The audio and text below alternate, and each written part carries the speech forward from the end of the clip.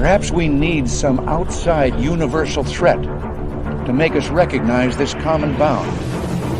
I occasionally think how quickly our differences worldwide would vanish if we were facing an alien threat from outside this world.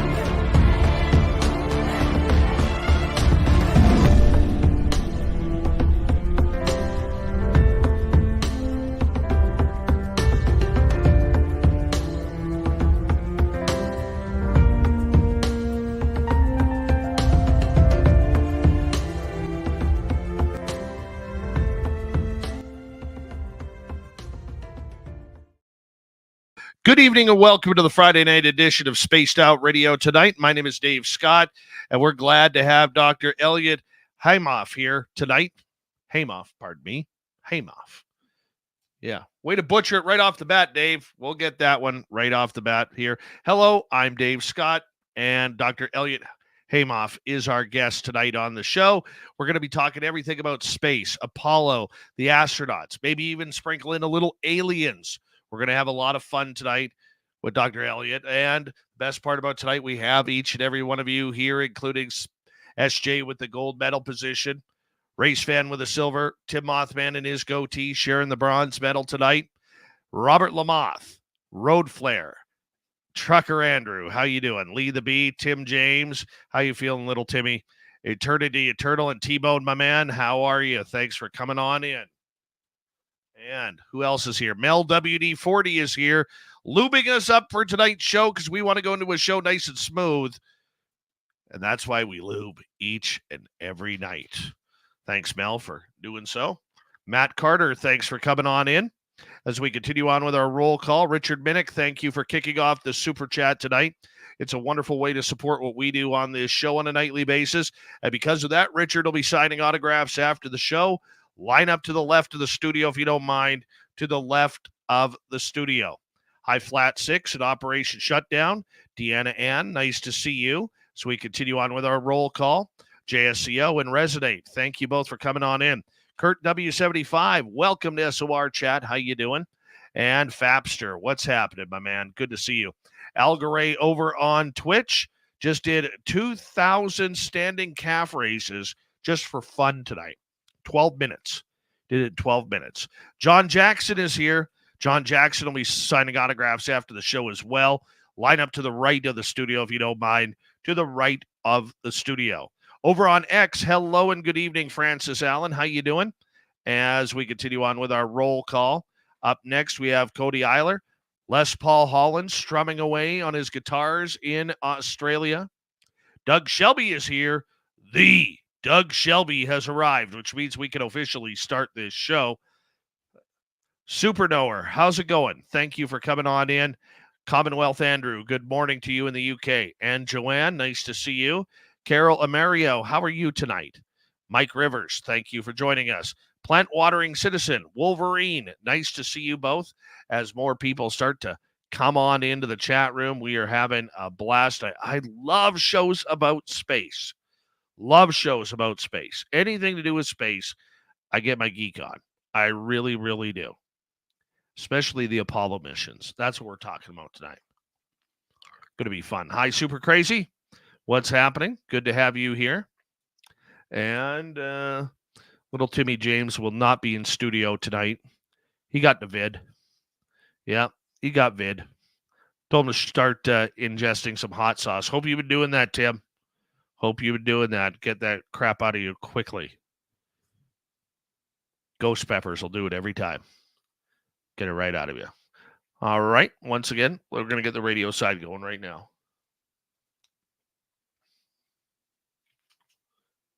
Hello and welcome to the radio and podcast side of Spaced Out Radio tonight. My name is Dave Scott. Very much appreciate all of you tuning us on in as we talk to Dr. Elliott Haimoff as we are going to get into space, the Apollo missions, his new book, Space Pioneers, Conversations with the Men of Apollo. Oh, yeah, this is going to be a great one. Just a great one. T-Bone, my man, thank you for the super chat as we continue on. Extra Small, good to see you in the chat room tonight. Thank you for coming on in. Hi, Mama Susan. Nice to have you here as well. Reminder to all of you, the super chat is a wonderful way to support what we do on this show on a nightly basis. If you're in the YouTube chat room, if you're listening around the world, do us a favor, hit follow, hit subscribe, ring that bell, because it helps us with our algorithms. It helps us grow, and we want to be bigger and better each and every day. You can shop at our Spaced Out Radio store on our website. We do not have ugly swag, people. No ugly swag. You can wear our stuff out in public and be damn proud of it.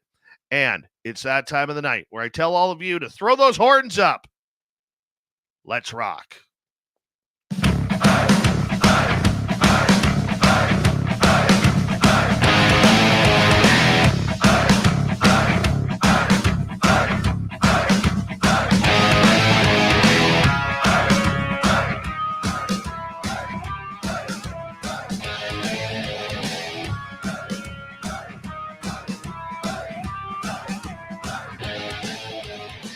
From the mountains of central British Columbia to you listening around the world, this, my friends, is Spaced Out Radio. I'm your host, Dave Scott, sitting in the captain's chair of SOR headquarters. We welcome you to tonight's show on our terrestrial affiliates around North America, digitally on every major podcast network. Our website, spacedoutradio.com. We have a plethora of features for you. Rock out, Bumblefoot, read the news wire, check out our site as well. You can follow us on X at Spaced Out Radio, Instagram at Spaced Out Radio Show, and on Patreon in the Space Travelers Club. Tonight's show is brought to you by Chive Charities. Help make the world 10% happier by visiting Chive Charities today. You can find them on your website.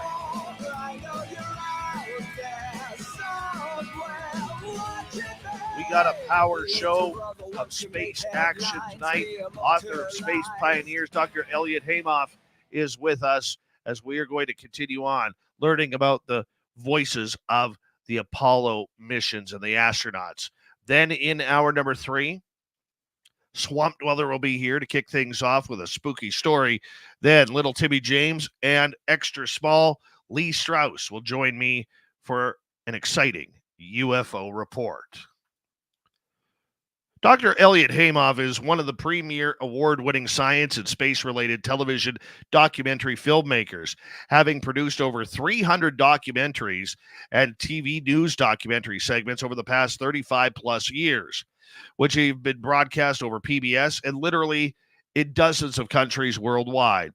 Dr. Haimoff and his documentary production company, Global Science Productions, have interviewed over 30 Apollo astronauts and top NASA officials of that era. In addition to other noted experts such as Reinert, the co-screenwriter of the Tom Hanks Blockbuster Apollo 13, this book that he has out, which you can get on Amazon right now, is called Space Pioneers, Conversations with the Men of Apollo. This is one you want to add to your library. Shows the astronauts in a real different light. It humanizes them, shows that they're real people, can have good conversations, play pranks on each other. And his website, if you want to check it out, globalscience.biz. I'm excited. Dr. Elliott Haimoff, thank you so much for coming on Spaced Out Radio tonight. How are you? Hello, Dave. It is truly an unparalleled privilege and an honor to be here with you today. Oh, we're lucky to have you, my friend. We really are. And thank you for taking the time to join us with our audience here, because we talk a lot of space around here. It's usually aliens. It's usually NASA's cover-up, but you're going to give us a totally different direction here tonight, and I'm excited about that. And congratulations on your brand new book, The Space Pioneers, Conversations with Men of Apollo. This had to be fun to put together. It was incredibly it was incredibly easy to do, actually, because the entire book is only the transcripts of the entire interviews that when we interviewed these astronauts and NASA officials. So really, it's their story, their words, and I just put them together. So my hands were just the tools in putting these pieces together of the stories that they told. I didn't editorialize or dilute any of the stories.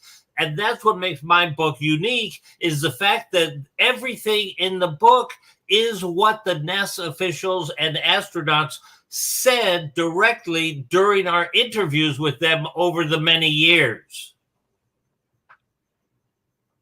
What caused your fascination with space? Was it staring up at the stars? Was it the idea of Sputnik going up with the Russians and then the U.S. chasing that? What brought this on for you? Well, besides the fact that I was a scientist and the space race was something that developed as a science-heavy topic that drew the importance of science and technology to the forefront back in the late 50s. But actually, if I could just tell you the quickie story of how all of this evolved and ended up me doing a dozen different space documentaries and doing the book. I was at a Christmas party, and this is after I formed my own production company. I was at a Christmas party back in 1993, and a bunch of us were getting together, and we're just talking and chewing the fat on the Pulp Fiction dime novels of the Pulp Fiction era of World War I to World War II, and all of the sci-fi writers like L. Ron Hubbard and Ray Bradbury and Isaac Asimov and Fred Pohl and things like that, and how their space travel stories were remarkably similar to the real life stories of astronauts that went to the moon and space travel and all of that. So it's like then at that Christmas party back in 1993, somebody whispered in my ear and said, "Elliott, you're in the documentary business. Why don't you do a documentary on the astronauts that walked on the moon, the moonwalkers, because Neil Armstrong's 25th anniversary is going to be in July of 1994. And I just thought that was a brilliant idea, because then that would be able to, we could pitch the story of the show with that coattails. And then after that, it's like we literally bumped into Al Reinert, who was at the Space Museum in Houston at the Johnson Space Center. And he gave us these new ideas of how to do a companion documentary to the Apollo 13 movie that he just sold the script to Ron Howard's production company. And in fact, it was Kevin Costner that was originally supposed to be the star of that movie. But then when Tom Hanks won his second Oscar, he is a space fanatic, and he pushed himself into that slot at Jim Lovell. And so it was just the craziest thing that there were so many tremendous people that loved our stories of the Apollo 13 mission, of the Moonwalker show, and all the other shows, that we just kept on doing and interviewing more astronauts and more NASA officials. And then what happened was we only used like 3 or 4 sound bites of each of these people that we interviewed, that we were interviewing them for an hour or hour and a half. And so we didn't really get the whole story of these people. We just like got little clips. And so I met a guy when I was shooting the 2008 Christmas parade in Hollywood. There was a guy named John Goodwin of Galaxy Press, and he sells like the old books of L. Ron Hubbard, and like this when he was doing his space books, and he has like the competition known as Writers of the Future, and he tells me that they use real life stories as the foundation for their stories of the future, and he gave me the idea of putting together all of these transcripts and all of these astronauts and NASA officials and putting them in a single book for future historians to find out exactly what these guys were saying and how they felt about the NASA of the era, and they told us so many stories that were not NASA approved or not the whitewashing. And so if you guys out in Radio Land are true fanatics, if you want, I could tell you a dozen trivia stories that nobody knows about. Well, we got to get into this. We will as the show goes on.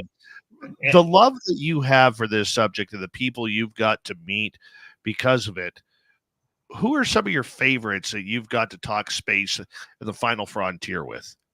Well, it's like, okay, if you want to know who was the most surprising of all characters, the Apollo 17 astronaut, the last man on the moon, was a scientist named Harrison Schmitt.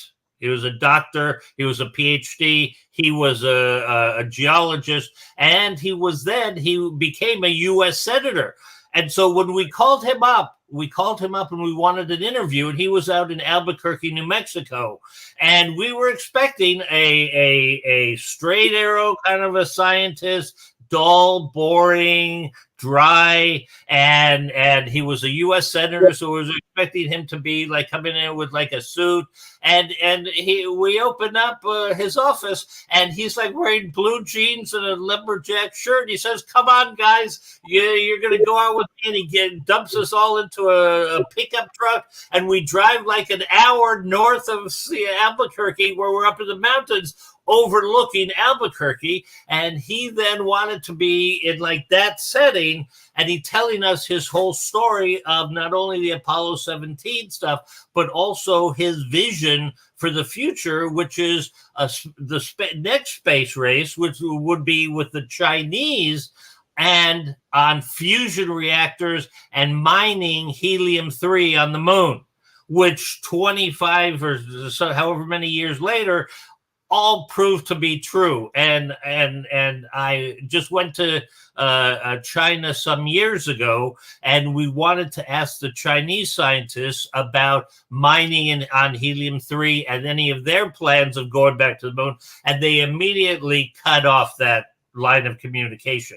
So that is essentially going to be the next space race, is going to be going to the moon and establishing a mining colony, and it'll be a race to set up a base mining helium-3 for fusion reactors.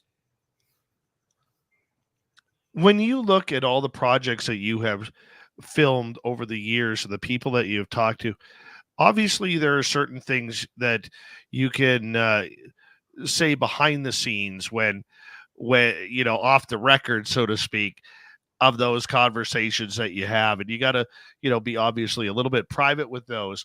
But have you ever been told things by the astronauts about what it's like really out there that maybe they can't say, you know, because they are on such a strict regimen? Well, yes, and let me just say that during all of the Apollo missions to the moon, all of the astronauts showed a diversity of their personalities and exactly what you were mentioning. There were some astronauts that going to the moon didn't make any difference to their lives, that it was just another job. They're test pilots, and it was just their job that they were doing, and they were going to the moon, and it was like not a big deal. And there were other astronauts who it really affected them, and in a spiritual way, in a religious way. I don't know if you knew that there was one of the astronauts that left a Bible on the rover, that there was another astronaut that brought a picture of his family with him to the moon, that he left on the moon surface to bring, like, so he like brought his family to the moon. And so just like that. And then there were the kind of people that were just doing their job and doing their experiments, and other people who were really moved and they were putting up their thumb. It's like they were putting their thumb and saying, oh my God, the Earth and 6 billion people are right underneath my thumb, kind of thing. So it's like that was the range of an effect. And then of course there was one astronaut that was like really spiritual who was doing ESP experiments. Like projecting his mind to people on the Earth that were trying to receive his energy. So there was a lot of that stuff that NASA didn't want to hear any of that stuff. Because that was like, personal stuff and family stuff and religious stuff, is NASA didn't want to hear any of that. And then, of course, there were all like the astronauts that once they're like already finished with NASA, they were telling me all these practical jokes that they were doing, like it was just insane. How there was one of the missions where and then they would keep like all like the feces for analysis on the trip out to the moon. The like one of the astronauts would like put feces in a bag and stick it in the food compartment, hoping that one of the crewmates was going to be sticking his hand in to the food compartment for a midnight snack. And it was like they were just having fun. And then, of course, there was another time when there were the 2 astronauts that were on the moon, that when they're on their lunar module coming back to the command module, when they were on the backside of the moon, the pilot says, well, you never flew this thing, so how about let's fly it? And the other one says, well, I don't know what I'm doing. And he said, well, don't worry about it. We're on the backside of the moon. NASA will never know. And so it's like the other guy is just like, maneuvering and like, NASA never knew. And then, of course, there was another time when one of the astronauts almost got killed because he didn't follow the checklist. It's like when they were returning, they were supposed to, like one of the astronauts has the checklist of everything to do, and they're like, supposed to like attach a camera to a bracket or something, and he just didn't get to it, and he just didn't think it was a big thing. And what actually happened was the thing broke off and hit him in the side of the head and knocked him out. And it could have very easily have killed him if it hit him in the front of the head. So, he almost died in that thing, and NASA never said anything.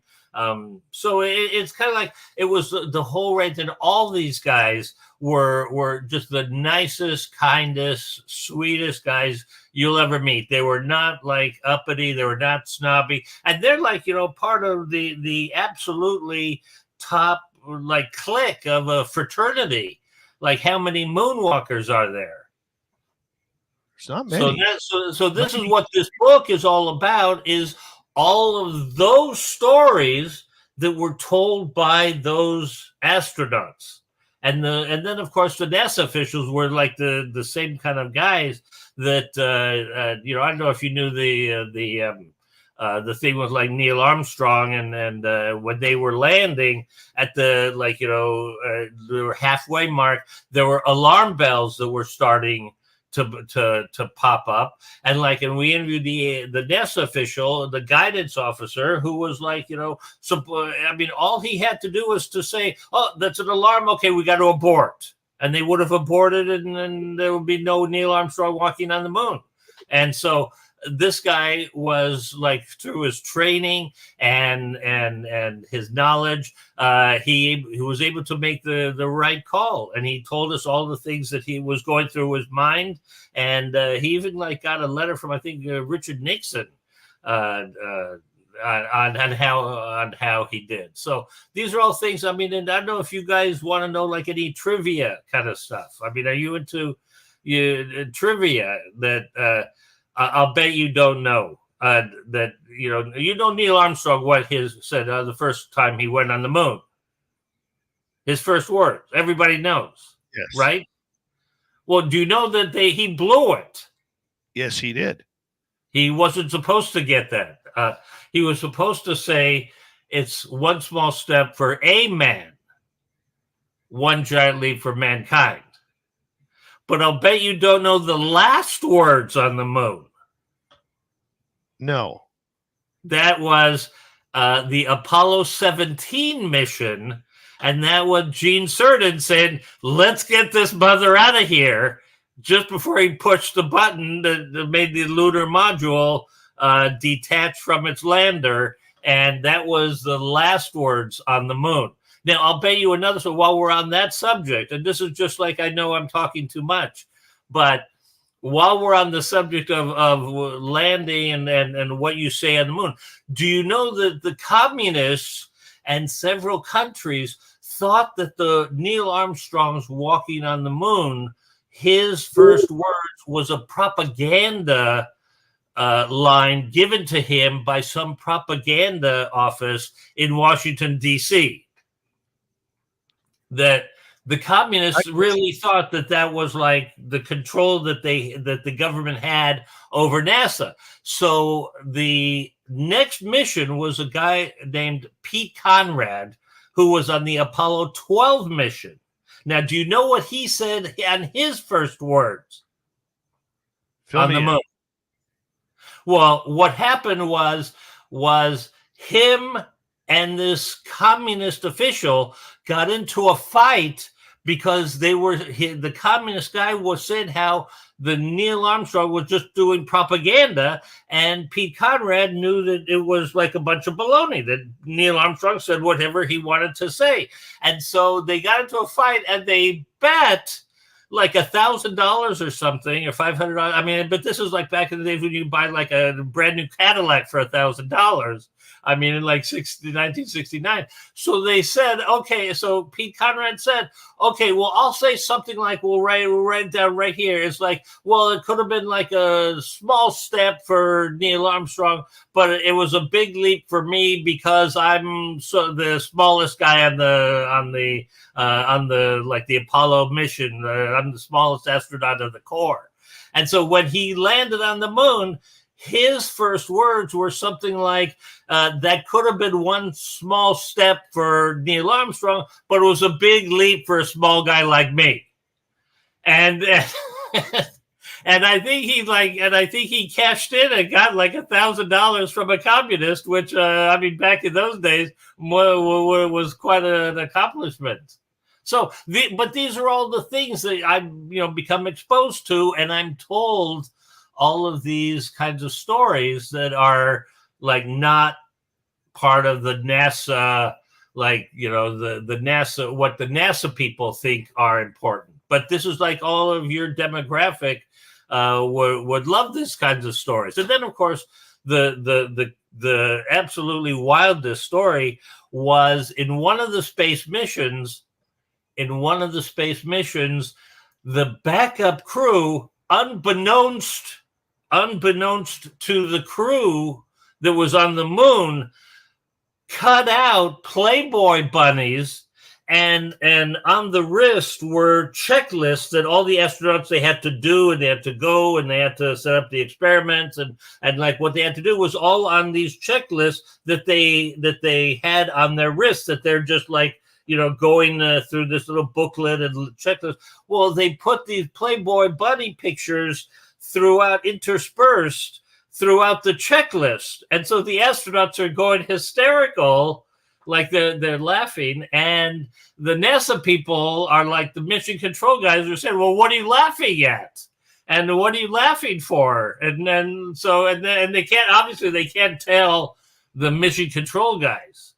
So that's like another, like a cute story that was like a behind the scenes that macho male guys back then did to each other. I'm going to get you here, Elliott, because we are going to go to break here at the bottom of the hour. When we return on Spaced Out Radio with Dr. Elliott Haimoff, we are going to get into what the astronauts said on the moon. What was it like? What did they see? Did they really have aliens? Did they not? Yes, my dear, there is a Santa Claus. They're on the hill and they're watching us. We'll find out if any of that is true with Dr. Elliott Haimoff when we return for the second half hour of Spaced Out Radio right after this, everybody.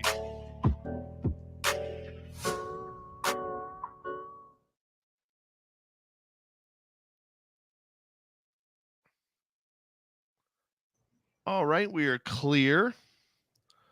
And our audience on YouTube and the podcast audience can still hear us. So we just kind of relax. That was a fun first half hour, man. Okay. Well, I'm happy to give you but this is all my experiences. I'm happy to share them with you guys. I love it. There's more to come. There's more to come. You talk about aliens that.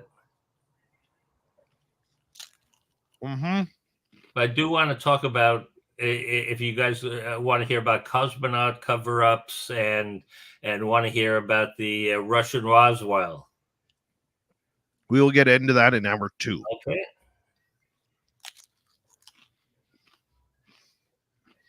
My son left me Pringles.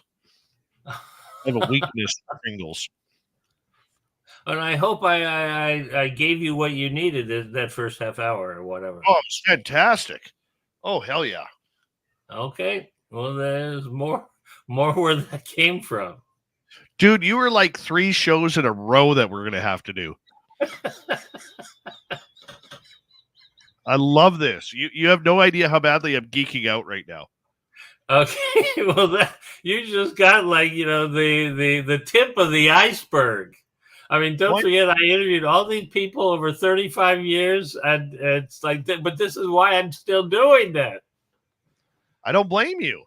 It's only a shame I was on the telephone just a couple of weeks ago with Jim Lovell, and we were really wanting to get another interview with him. He's in his 90s, and we want to get the old timer approach to looking back at the.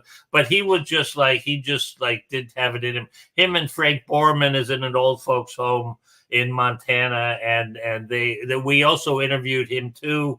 Back in the days, but they're just now starting to get really old.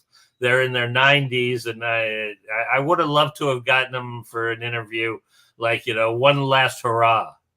But I don't blame you. I don't blame you. Quickly here, let's say hello to who's joined us here. Purple-haired Pixie Lara. Thank you for coming on in. And who else has joined us? J Truth Seeker, good to see you.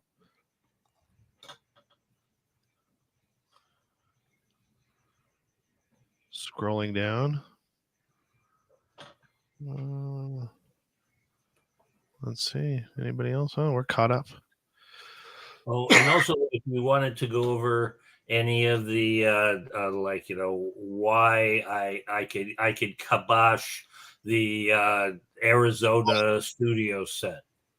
That's what I was leading up to in the next half hour. Okay, beautiful. I can do that. I can definitely kibosh that, debunk any of those kinds of people.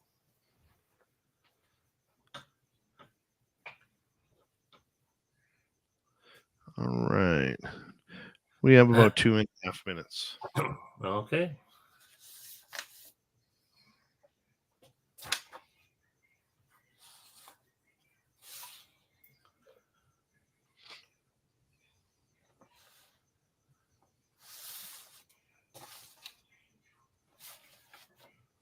All right. Where are we here? Yeah, this is a lot of fun tonight. Okay. Yeah, it's a lot of fun. Dizzy Me 13, welcome to SOR Chat. If you're new here, don't forget to hit subscribe, ring that bell. We are here 7 days a week. Sweet Robbie G coming in tomorrow and Sunday night for you. That's going to be a lot of fun. On After Hours, starting at 8 p.m. Pacific, 11 Eastern.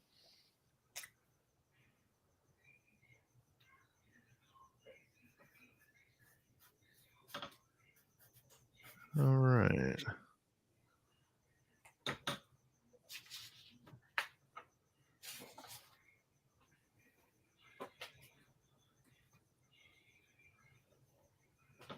And where are we here? We got about 30 seconds here, boss. Okay. Whatever your heart desires. I'm so pumped about tonight, man. Oh, Well, just make sure that you ask any of your questions, and I let's will. get everything off your chest, because this is that time. I will, my friend. Hi, Noble Okay. Patrick, and big thank you to Richard ×2 and T-Bone for the super chats. Greatly appreciate it. Here we go, everybody.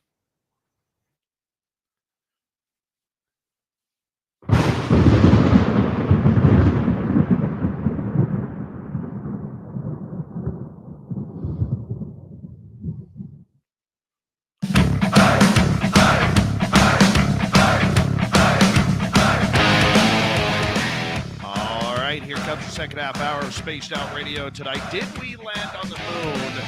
We're going to find out next with author, scientist, researcher, Dr. Elliott Haimoff. Coming up momentarily, but first I want to remind all of you that if you missed portions of this show or others, you can check out our free archives on any major podcast network for free or for free on YouTube. So go check it on out. Our website, spacedoutradio.com. We have a plethora of features for you. Rock out to Bumblefoot, read the news wire, check out our swag as well. Follow us on X at Spaced Out Radio, Instagram at Spaced Out Radio Show, and on Patreon in the Space Travelers Club. Dr. Elliott Haimoff is here. He's got a great book, Space Pioneers, Conversations with the Men of Apollo. Dr. Haimoff also has a great website, globalscience.biz. Welcome back to the show, Doc. Appreciate you being here. It's a pleasure and a privilege and an honor. Well, I could say the same thing right back to you. A lot of controversy because we deal in a lot of conspiracy theories here. And a lot of people still wonder, did we actually land on the moon? Or was it Stanley Kubrick who created it all? What's your thoughts? You know what? I love it when people like that ask me that question, because it's obvious that they live in their parents' basement and they don't look at the real science behind the entire picture of the moon mission. Okay. Now, let me tell you some points of fact. Okay. Say, for example, you saw a vision or an image of the moon, of the astronauts, and you saw there was sunlight coming from one direction and then sunlight coming from another direction, or you're not seeing the stars, or you're seeing the flag that they plant on the moon. You see it rippling, and so it's like they're in like some studio in Arizona or something. Okay. But for somebody who has looked at all of the footage of the moon missions, I have seen footage, and I put it in some of my documentaries, that the law of Newton was proven on the moon when Dave Scott on Apollo 15, not a relation to Dave Scott that I'm talking to, he had, and it was in the image of the moonscape with the lunar rover in the background, he has a hammer in one hand, he has a feather in another hand, and he releases them, and they both hit the ground at the same time. That would be pretty much impossible to duplicate on the Earth. It could be done if there was a concrete studio bubble that had all the atmosphere taken out, which is impossible because the whole studio would have collapsed on the pressure, on the exterior pressure going in. And so that was impossible. but also the speed at which the hammer and the feather hit the ground was not at 32 feet per second, which is the acceleration of the gravity of the Earth. It was less being on the moon. The gravitational pull was less on the moon. Okay, so that pretty much trashes the did it in an Arizona studio. Now, another point was that on the Apollo 16 and 17 missions, you could see the lunar rover. You could see the lunar rover from the LEM camera kicking up all the dust, and all the dust is in the air and is in the atmosphere, is not in the atmosphere, and so the kind of dust would never have been able to get picked up by that on an Earth-based set.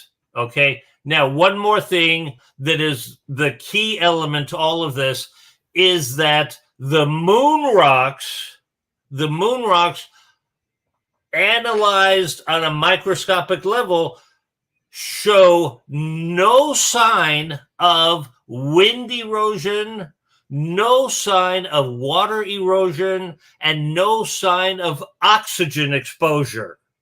That, don't forget, oxygen is a toxic, corrosive element that bonds to everything practically. So you have these moon rocks that cannot be duplicated on the Earth. Everywhere on Earth, you have the rocks exposed to the atmosphere, exposed to water, and exposed to oxygen. Okay? So on a microscopic level, you cannot duplicate those moon rocks that were analyzed that show no sign of exposure to water, exposure to wind or atmosphere, and exposure to oxygen. And so for those kinds of people that see an image and say, oh, that shows that there was no, we didn't go to the moon. And then on top of that, and one last thing, I mean, just for one last gratuitous kind of a thing, because we were in the greatest space race of technology, the direction of the radio signals can easily be detected by the Russians, by the Americans, and by any other even small country. And so you could tell if there was a radio signal coming from Arizona as opposed to coming from the moon.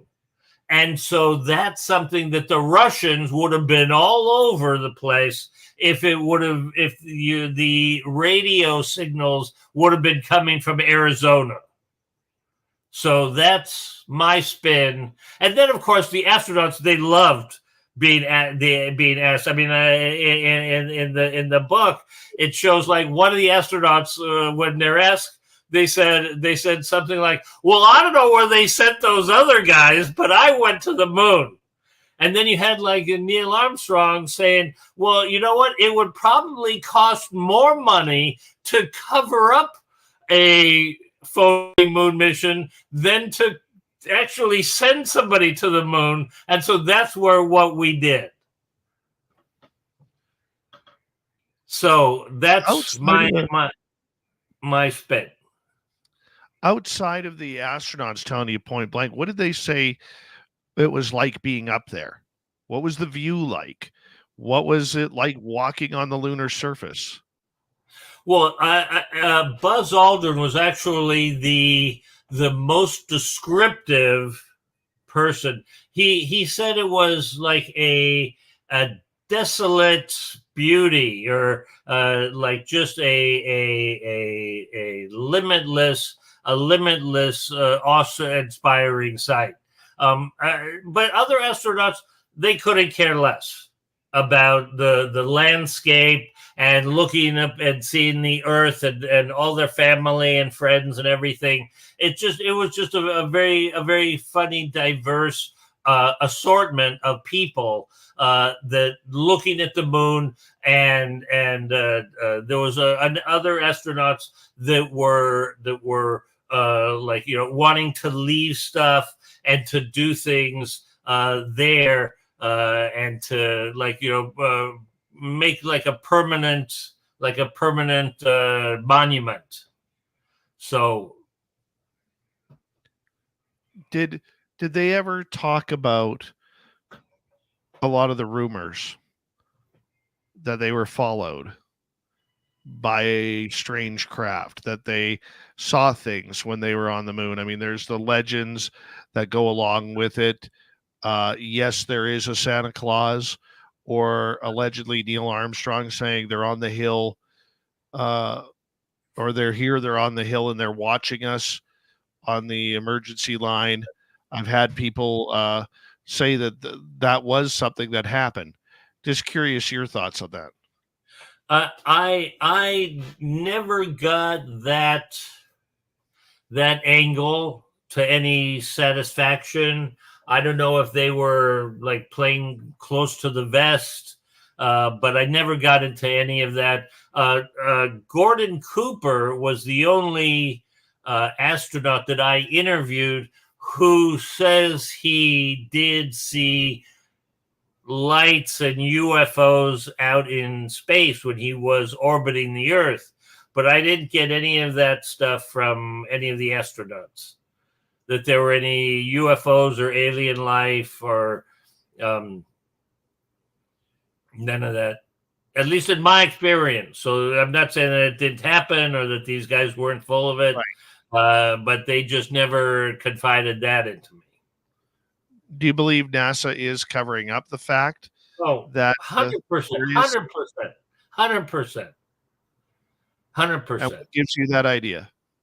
It's just the nature. Well, look, I know from other experiences with other astronauts that they were doing tests, they were doing experiments, and I don't want to give names and whatever, but I do know firsthand that there were astronauts that were doing tests up in the shuttle, and they came down and they almost died, and it was all covered up, and it's like they were doing things that they shouldn't have, and let's just leave it at that. That I know that they have covered up in the past, and they're certainly capable of that sort of thing. Do you believe somebody like whistleblower Donna Hare? I don't know if you know who she is or not, but she used to work for a contracting company that worked on photographs for NASA back in the 60s and 70s. And she stated that they were doctoring photos, that photos that had UFOs on them, that they were washing them out. I don't know anything about that. But I do know that they were enhancing the photos for public view. And so I don't know if they're, I would be skeptical on that. What do you mean they were enhancing the photos? Well, to make it worthy of publication and public release. So they were like enhancing it and cleaning it up. But I don't know if it was to cover up UFOs. I'd be skeptical on that. Because of the number of people, that it's not something that is only one person taking and then one person doing it and only one person is seeing it. You're talking about teams of people that are seeing it, that are analyzing it, that are rendering it out, that are have it on their files, and there's like the raw footage. And so you're talking about like teams and teams of people that would be involved in this sort of thing. And I'm just not sure that on that kind of a level of, let's just doctor this out. My spin is that they didn't do that. All right. As we continue on with Dr. Elliott Haimoff here on Spaced Out Radio, talking about NASA. What did Gordon Cooper say in his conversations about the aliens or the UFOs that were seeming to be around him? Well, he didn't say that there were little green men that were outside his porthole, but he said that there were lights, there were images that it looked like small spacecraft that were around his space capsule, that there were fluorescing, that they were what do you call it, glowing. So he wasn't very specific. He didn't say that there were like alien crews or anything, but that there were just like objects that was surrounding his spacecraft. Interesting. And I think that there was like some NASA officials at some point that were downplaying that or debunking that as saying that it was bits of his heat shield or some other like parts of space debris. But that was not a part of my storyline that I was shooting for, and so it kind of got like parked into a category and then just put on the shelf, and I just didn't bother with it. I didn't follow up on it. I didn't expand on it. I didn't like force any other NASA officials to either confirm or deny that story. A lot of the controversy also goes about the Van Allen belt.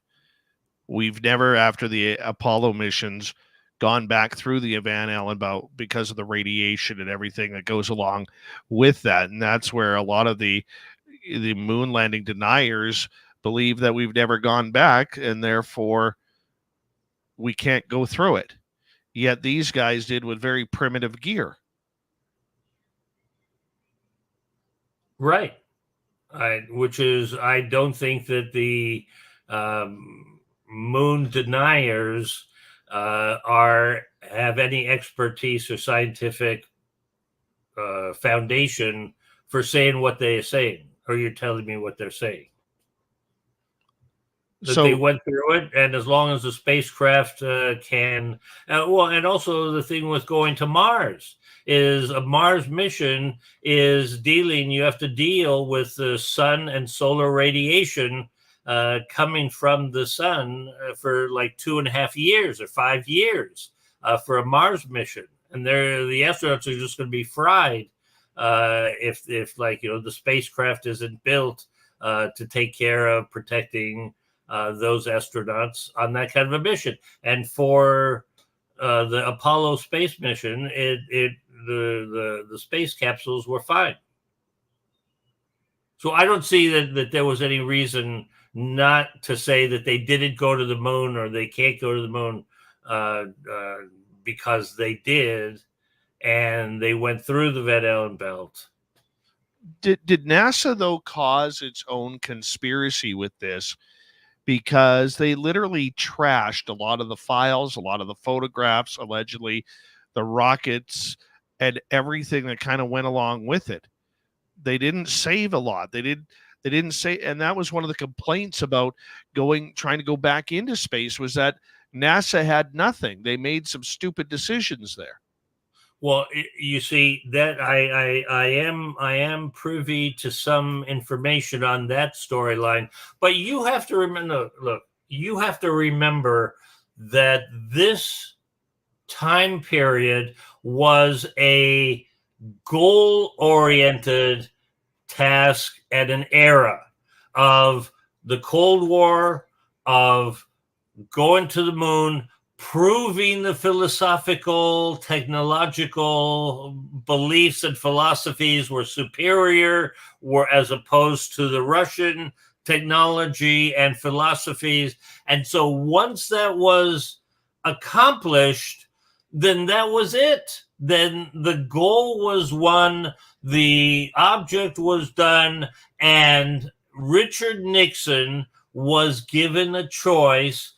After the space race was already won, he was given a choice okay, we could go on to Mars. It's going to cost X billions of dollars. Or we can set up a space station. It's going to cost X billions of dollars more. Or we can make a shuttle, and it's going to cost however many billions of dollars.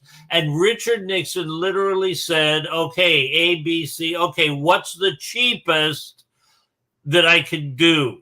The NASA. And they said the shuttle.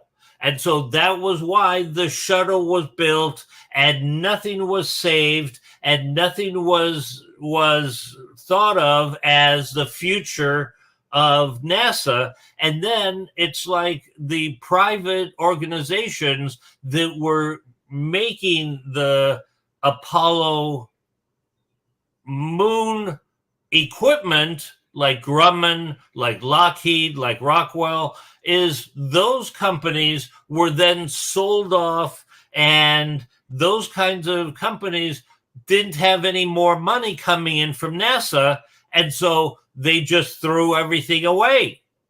And so there was nothing nefarious, there was nothing malevolent about throwing out yesterday's blueprints or yesterday's molds, or they were all getting ready for the shuttle. And there was no money for a space station. There was no money for going to Mars. And of course, a lot of the astronauts thought that, oh, okay, well, we, won the race to the moon. And so, so the Russians were saying, okay, well, we really did want to go to the moon anyways. We wanted to go to Mars and to land on a red planet because we're a red country, kind of thing. And so it's kind of like the astronauts thought that NASA would just going to naturally want to go to Mars as the next step, but that just didn't happen. And so I don't think that the cutting back and the losing the technology was due to anything nefarious. I think it was just because the times were over with, the goal was won, we planted the flag on the moon, and that's one of the problems. Had we said that, the goal is to set up a mining colony on the moon or something, then that would have prolonged the Apollo space missions. So that's my spin on that. Do you think that I interviewed the president of Rockwell, and I interviewed the president of one of the companies, I can't remember which it was, and they just said, look, the money ran out, we didn't have any money, and we just couldn't find an Apollo blueprint if our life depended on it. That's so sad.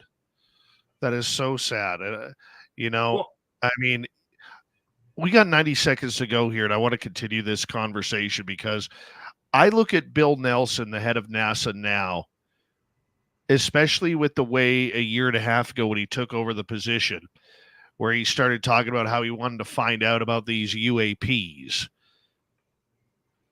and talking about all the pilots that he had talked to from the Navy who had these encounters. And here I'm thinking, how dare you insult us that way?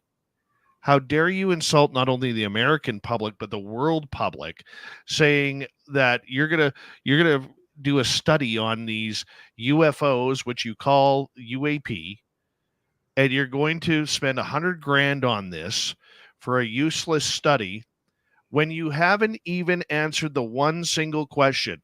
What's in NASA's closet? What's hiding there? What do they know?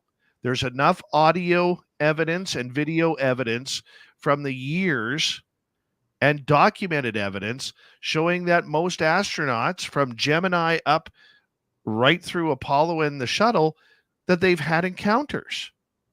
And to me, it's unconscionable that he would play us like fools.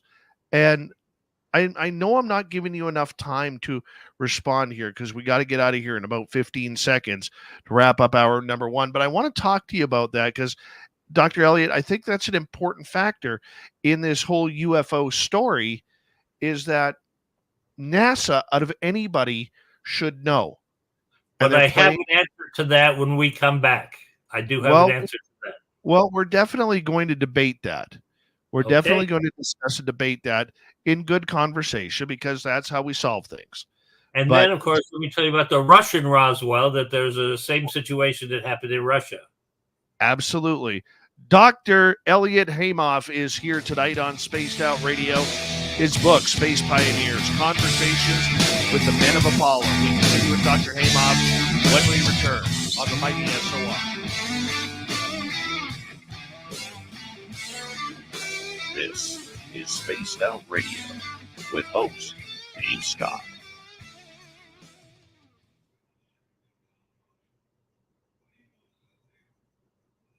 All right, we are clear. We got about 6 minutes. I'm going to step away for a break. I'm going to put you in the green room for a couple minutes. I hope I was able to keep your company. My friend, you are amazing. You are amazing. I'm so happy tonight. Thank you. Just make sure we cover all of your things so I can satisfy your space needs. Get there. We'll get there. I'm just going to put you back in the green room. I'll be right back. Okay. I'm here. All right. Hi, chatbot Marco. Political Foolishness. How you doing? Bad Wolf 66. Welcome to SOR chat. And let's see here. Scrolling on down. Marco Polo. Number 21 in your program from Stockholm, Sweden. Lars Jansson. And who else is here? We are caught up. I'll be right back, everybody. Hi, Enrico, Dion, Vigilion. Be right back.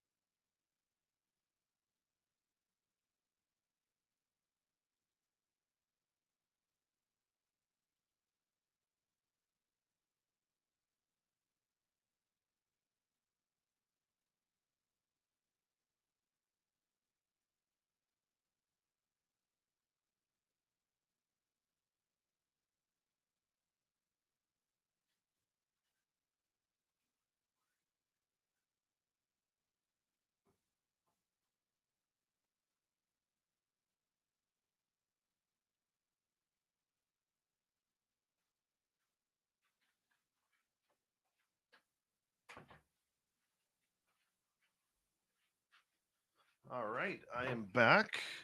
We got about a minute to go. Dr. Haimoff is back. And let us say, hey, Gloria, how you doing? Been a while since we've seen you here. All right. Let us say thank you to Richard and T-Bone, each times two, for the great super chats tonight. It's a wonderful way to support what we do on this show on a nightly basis. So thank you very, very much. Don't forget, you can shop at our Spaced Out Radio store. We do not have ugly swag, people. No ugly swag. So make sure you check it on out, as we're going to have fun here the next hour with Dr. Haimoff talking about space and aliens and NASA and everything. The Russian cosmonauts. We're going to do this. Coming up in 5 seconds. Hold on, everybody.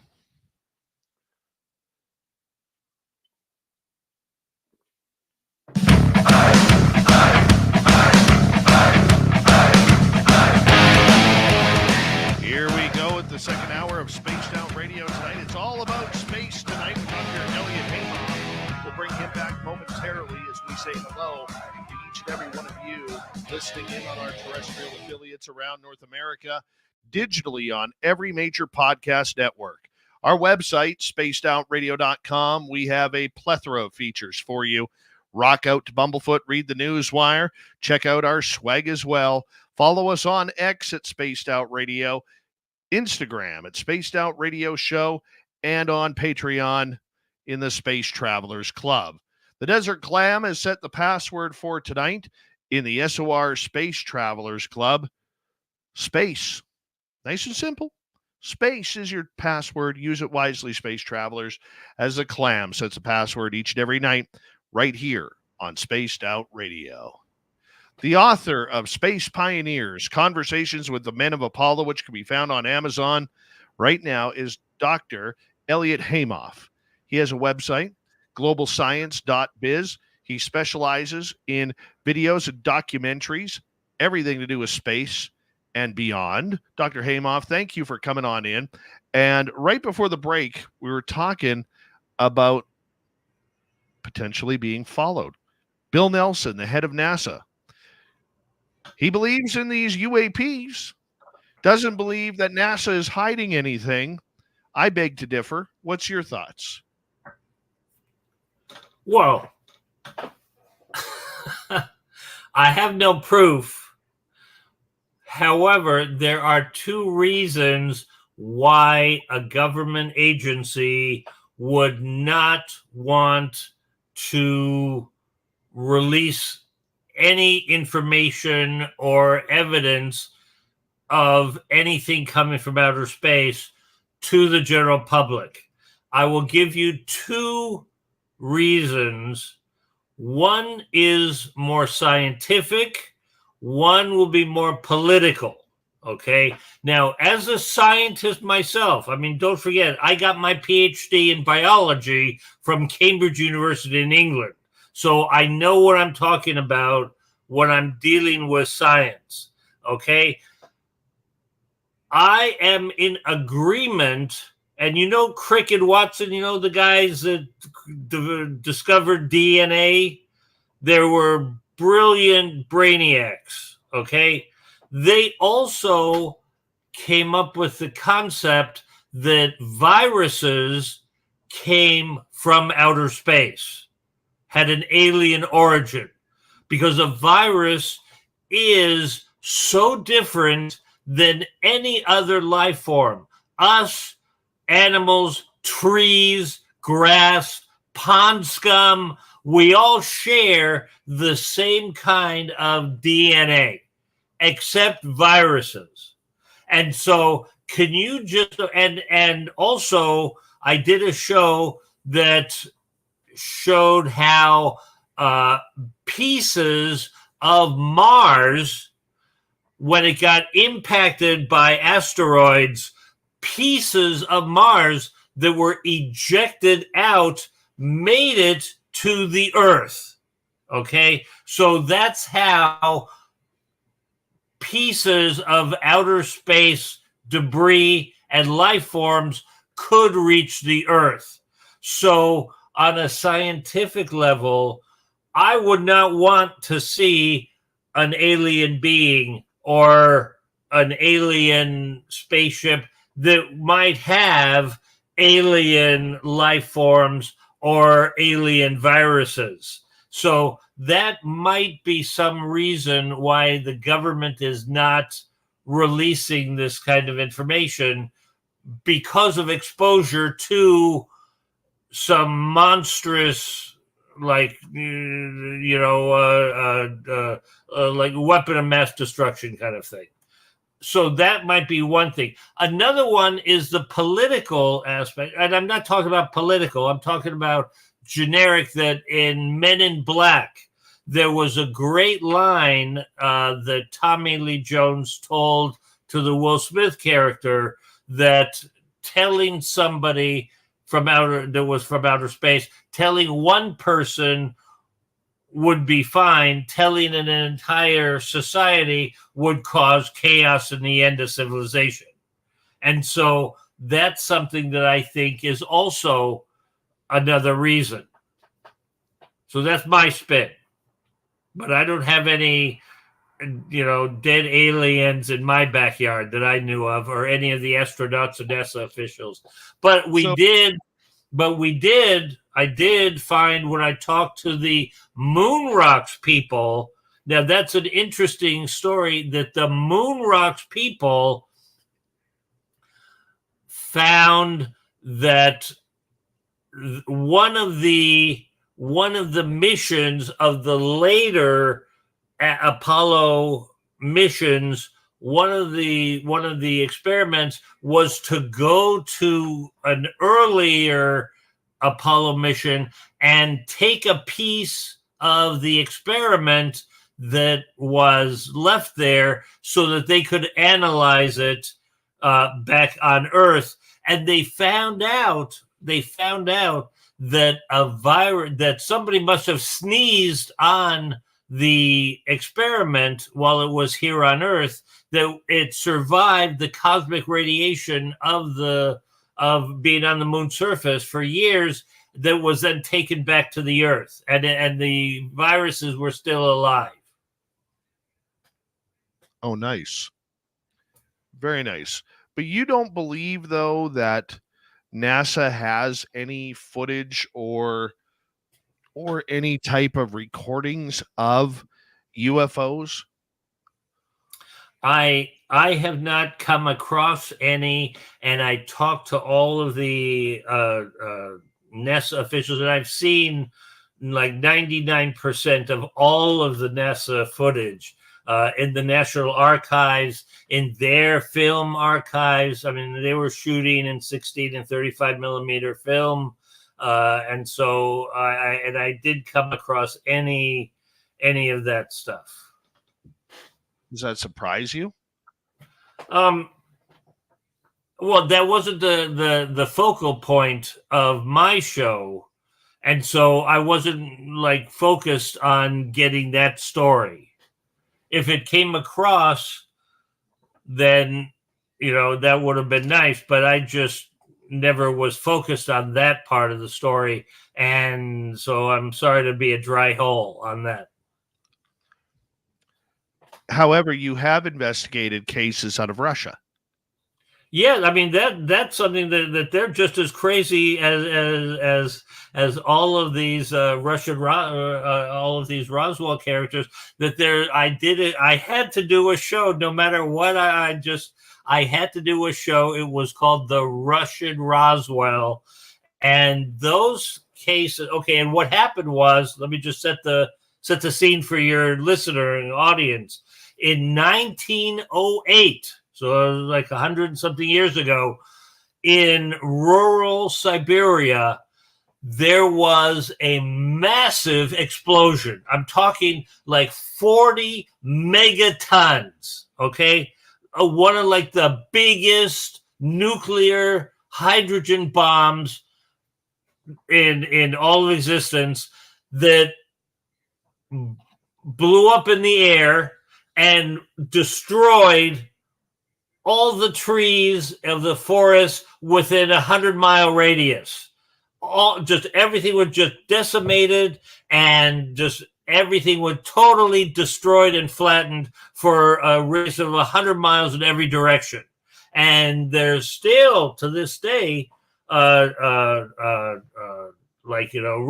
of that. Now, what happened was that the Russian equivalent of Wernher von Braun, our rocket scientist that developed all of the rocketry and the astronauts, the Russian equivalent of that was a guy by the name of Korolev. He went in the 1950s. He took his team thinking that there was no crater. There was a huge explosion in the air and destroyed all the trees, everything. And they detected some radiation, and they said that they got some metal pieces from there.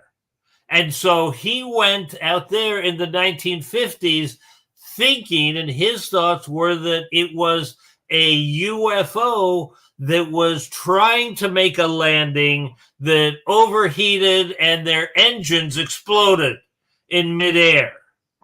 And that's what caused the explosion. And they have in their possession metal pieces that they collected, and the rocket scientist Korolev physically went out to Siberia to collect whatever it was that he got. And so however that he analyzed them, and so all I knew at the time when I did my study of that story was that there's no natural occurring ability in 1908 to create a 40 megaton explosion. Okay, there just wasn't. I mean, and it couldn't have been an asteroid. People were thinking Nikola Tesla developed a death ray, but it wasn't an electrical, and how he was based in America and how he bounced off one of his death rays and came to Siberia was never known. And they were saying that it could have been like a mini black hole. So it's like any number of a dozen different things, but that none of them were feasible at that time, other than a UFO and its exploding engine at the time, and it overheated and exploded. And so all of the material, all the reports are still to this day that was created by the guy Korolev, the Russian head of rocketry, that he is still got all that stuff is buried in some guarded military installation. So I just figured it was the same exact kind of a story, different culture, same exact story, that the government covered up this thing. So there we have it. Was it ever said what was caught? What they actually found? Did they ever confirm it?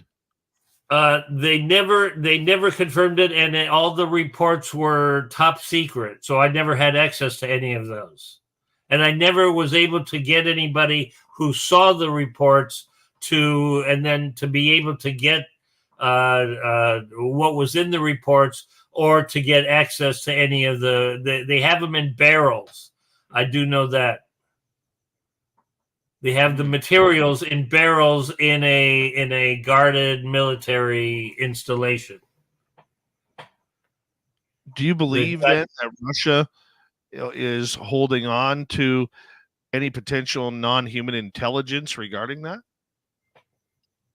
I wouldn't know, but it was crazy even thinking what could have caused this, because it was not a meteor impact. It was not a cometary impact.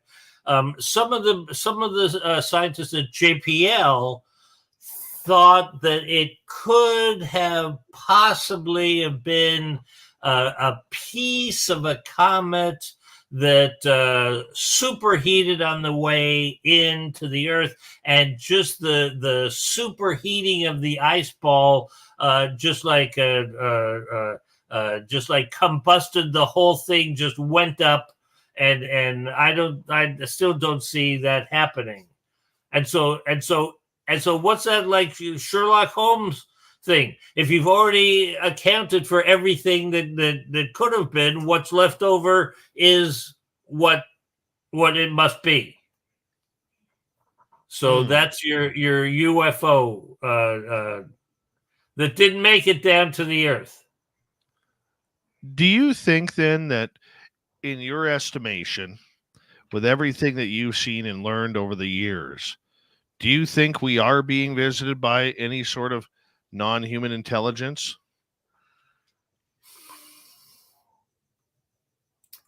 You want my personal thoughts? Is I don't think so, because any species that has been surviving, and we've been around for like 4.5 billion years. Let's just be honest. The Earth, started billions of years ago, and we've evolved, from that point on. And so there have been plenty of other planets, other systems. And one of my colleagues came up with something like there's 100 million planets circling stars of our size in the life zone that could potentially have life forms. And so if they've been evolving for like 4.5 or 5 billion years more than us, because we're relatively young as far as the galaxy is concerned, I think that we'd be seen as pond scum to anybody coming that would have the ability and the knowledge and the technology to come to us. So I don't think that there would be, and that's the dichotomy. Is there's the one that says, okay, well, there's obviously life on other planets. There's obviously intelligent life and ability to travel from one end of the galaxy to the next. But is there the kind that come and act like Christopher Columbus, that pillages and loots, or the ET that just comes, or like the Close Encounters of the Third Kind, that comes and looks and takes a couple of samples and then takes off and is benevolent? So I'm of the category saying that if anybody is going to come to us, it would probably be to come and pillage the water, the salt, or the whatever it is on the Earth. And so if anybody does come, I'd get my gun. Well, what do you think then of all the people, including fighter pilots, who claim to have had these amazing experiences? Well, I'm not saying that it's impossible. I am just saying, okay, then why don't you have an order to shoot down these things and let's analyze them? Because they're going faster, they're going in a different thing. And then one of my old classmates was living next to, and this is a bit of a funny story, that when the F-111, and I don't know if you remember what an F-111 looks like, it was black, and it like didn't have any like real wings, and it didn't have the typical jet look, and they crash landed. And people like freaked out, thinking it was a spaceship because it was black and it didn't look like a spaceship. So it's kind of like all the things that I've seen could possibly be advances in technology. I mean, I haven't seen anything that disappeared or was contrary to the law of physics. is yes, they've gone faster. Yes, they haven't been shown wings, or they haven't had any location of engines. And so yes, I'd be worried, I'd be interested. Are they from outer space? Probably yes. That's what we do. I mean, if you look at our own space program, we send out probes before we send the humans. So that's what these are, probably. What about when you see or hear things from military fighter pilots and commercial airline pilots who say they're trained observers. Their job is safety first. But when they're saying they're seeing things that they can't explain and they don't really understand, that defy all laws of current physics. Right. Well, you see, that's the thing is, as a scientist, you have to keep an open mind on everything until you have enough data to either corroborate the story or be able to reject it. So I'm happy to keep an open mind. I have no direct knowledge or evidence to make a conclusion.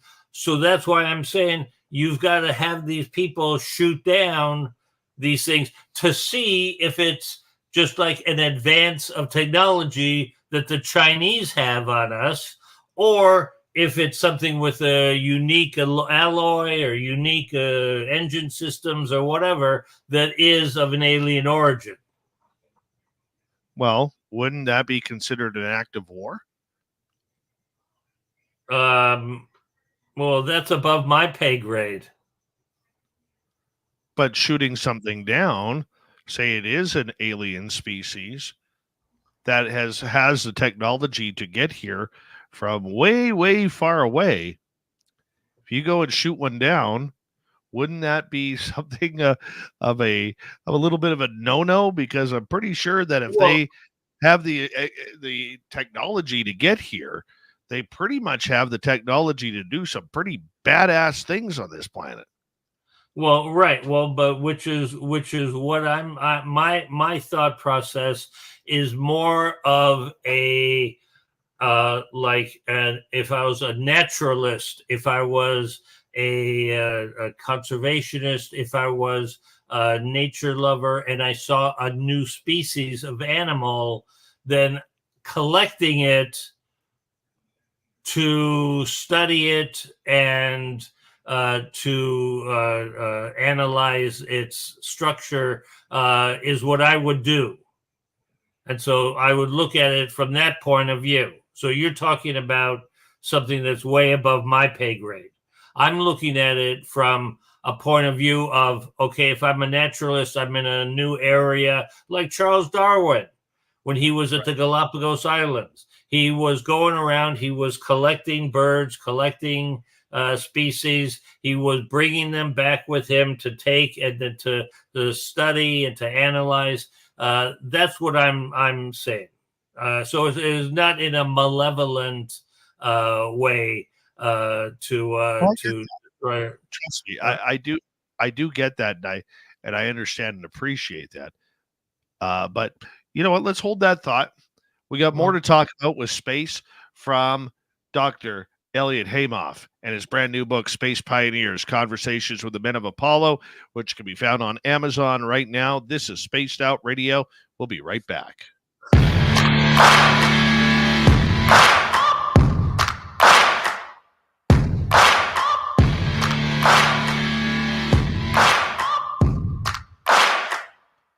You're listening to Spaced Out Radio with your host, Dave Scott.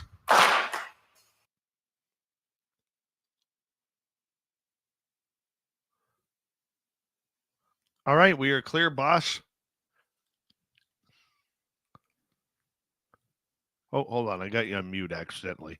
There we are. Sorry about that. Okay. No, I'm just, I mean, like saying that like shooting down a UFO is an act of war is like way, way over my pay grade. I mean, oh, I get that. I had to ask a question, though. Okay, well, there you go. I answered it the best I could. You having fun? I'm having tons of fun. You're great. Thank I you could very go much. hours and hours. I mean, it's like there's just so many things across the board. I'm just wanting to keep your audience engaged. I hear you there. They're having a blast too. I can tell. Okay, well, I hope.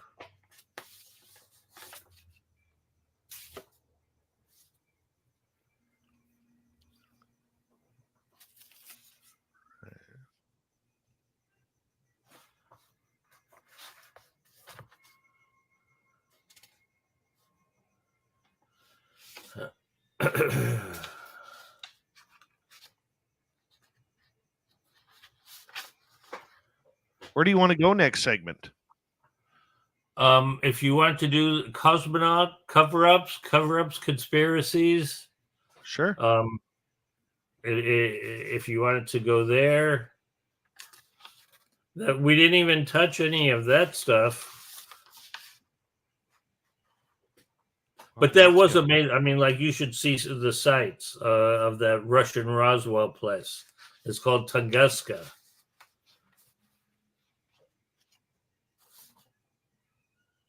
I have to check it out. Yeah. Oh my God, that thing got me so many awards, and everybody just went nuts when they saw that show. That it's like the Russians had the same exact like parallel. The like cover up and conspiracy of Tunguska. It's a shame it was like in Siberia, like 1,000 miles in the middle of no place. I wish it would have been closer to civilization. Right. Well, it would have been more accessible to people and have a wider range. Like, Roswell is like in the middle of like New Mexico. So, yeah. So I hope that I'm keeping your people engaged. But yeah, that's okay. Well, we could do unless you wanted to cover some more like background stuff on the Apollo guys. Let's just go where it goes. I don't script anything. Okay, well, whatever makes it a little bit more conversational when we do that. Right.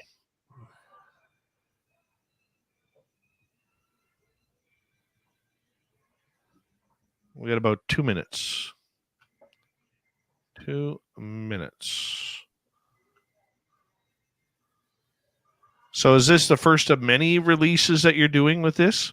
Well, I did one book on my basketball shows. I had 20 Hall of Fame basketball stars and coaches that I put together a book. Then I did the astronaut interviews, and so I'll do that with my other people. I mean, because I did Ray Bradbury. I interviewed him, and so I'll do one on the sci-fi like writers of the old days.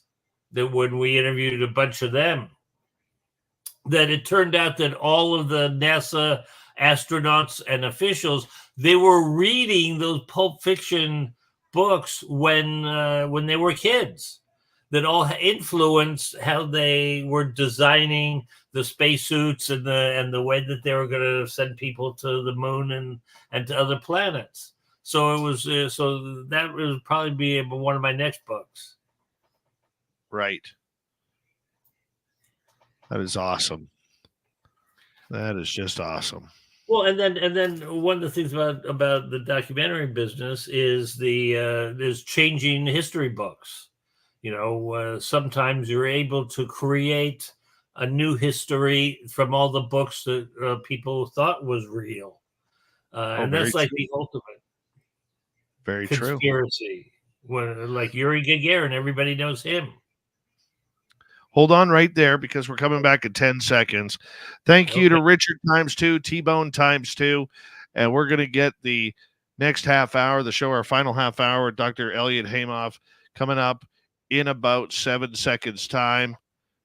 And then we'll rock and roll.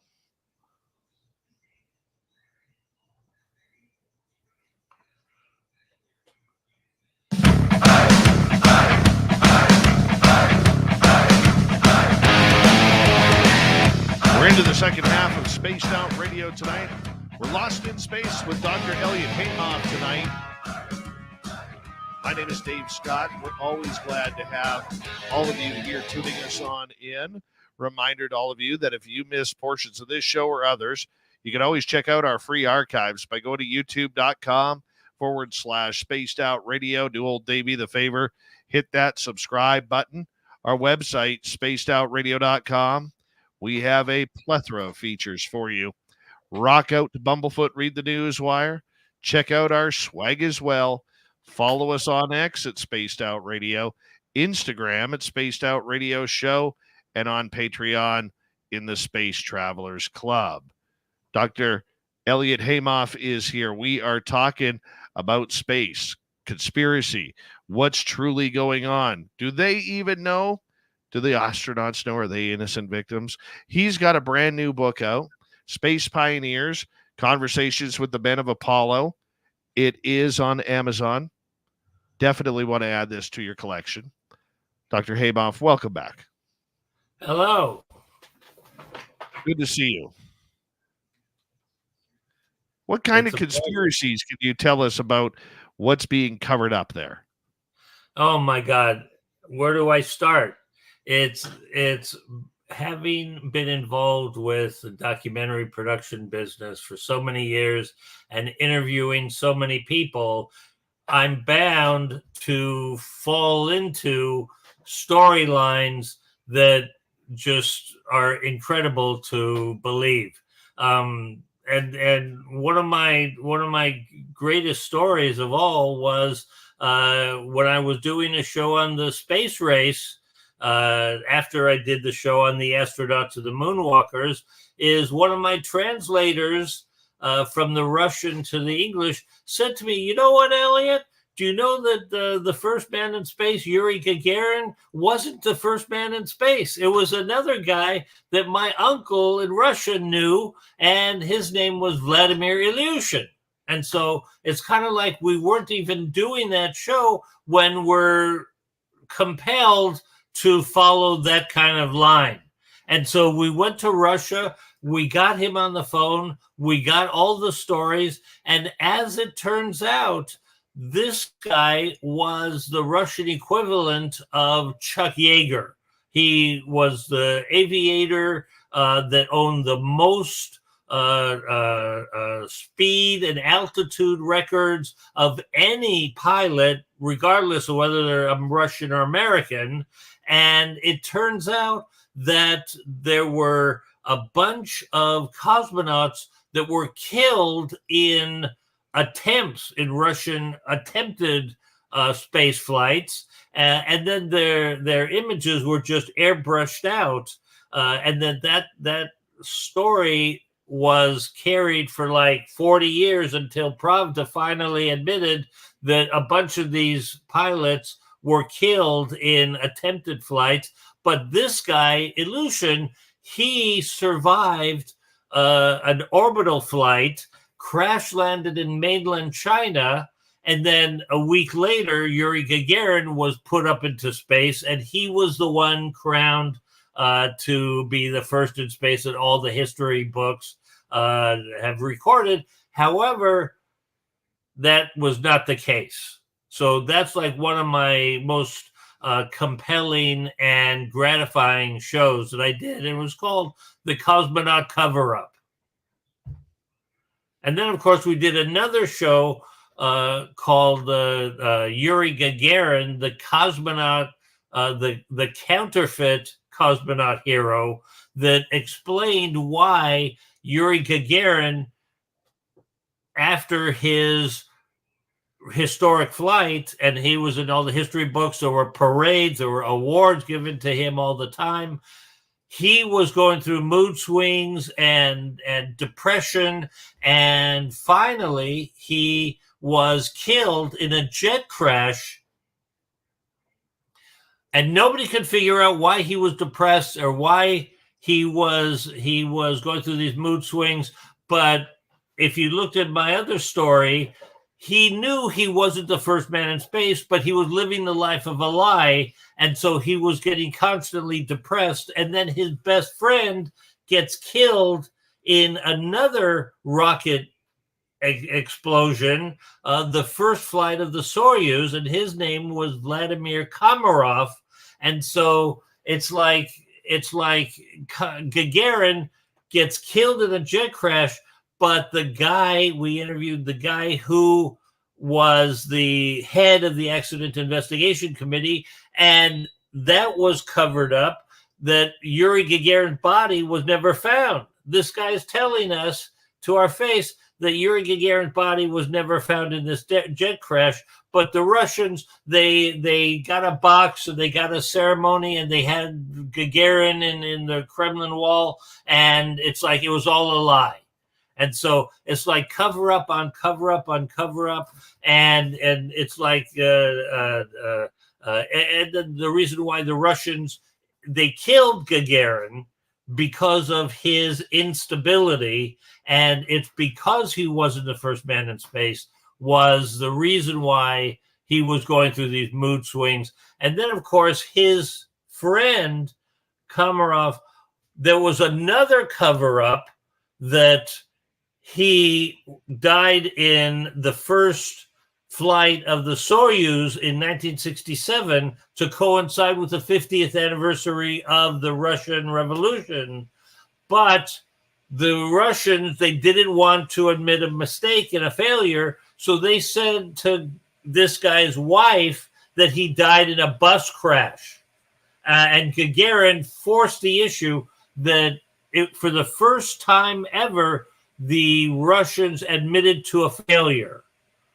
And that's when Gagarin's fate was sealed, and there was all the cover-up of the cosmonaut that got killed in the Soyuz mission. So it's just like the Russians were loving to do this cover-up and conspiracy, and it just got to a point where the deeper we were digging, the more cosmonaut crap we were finding.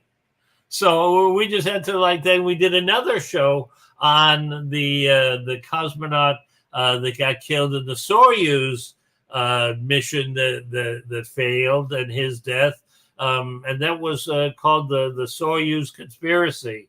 So, and then of course there were so many other stories that I don't know if you remember the earliest of, and this is maybe cause for pause for thought.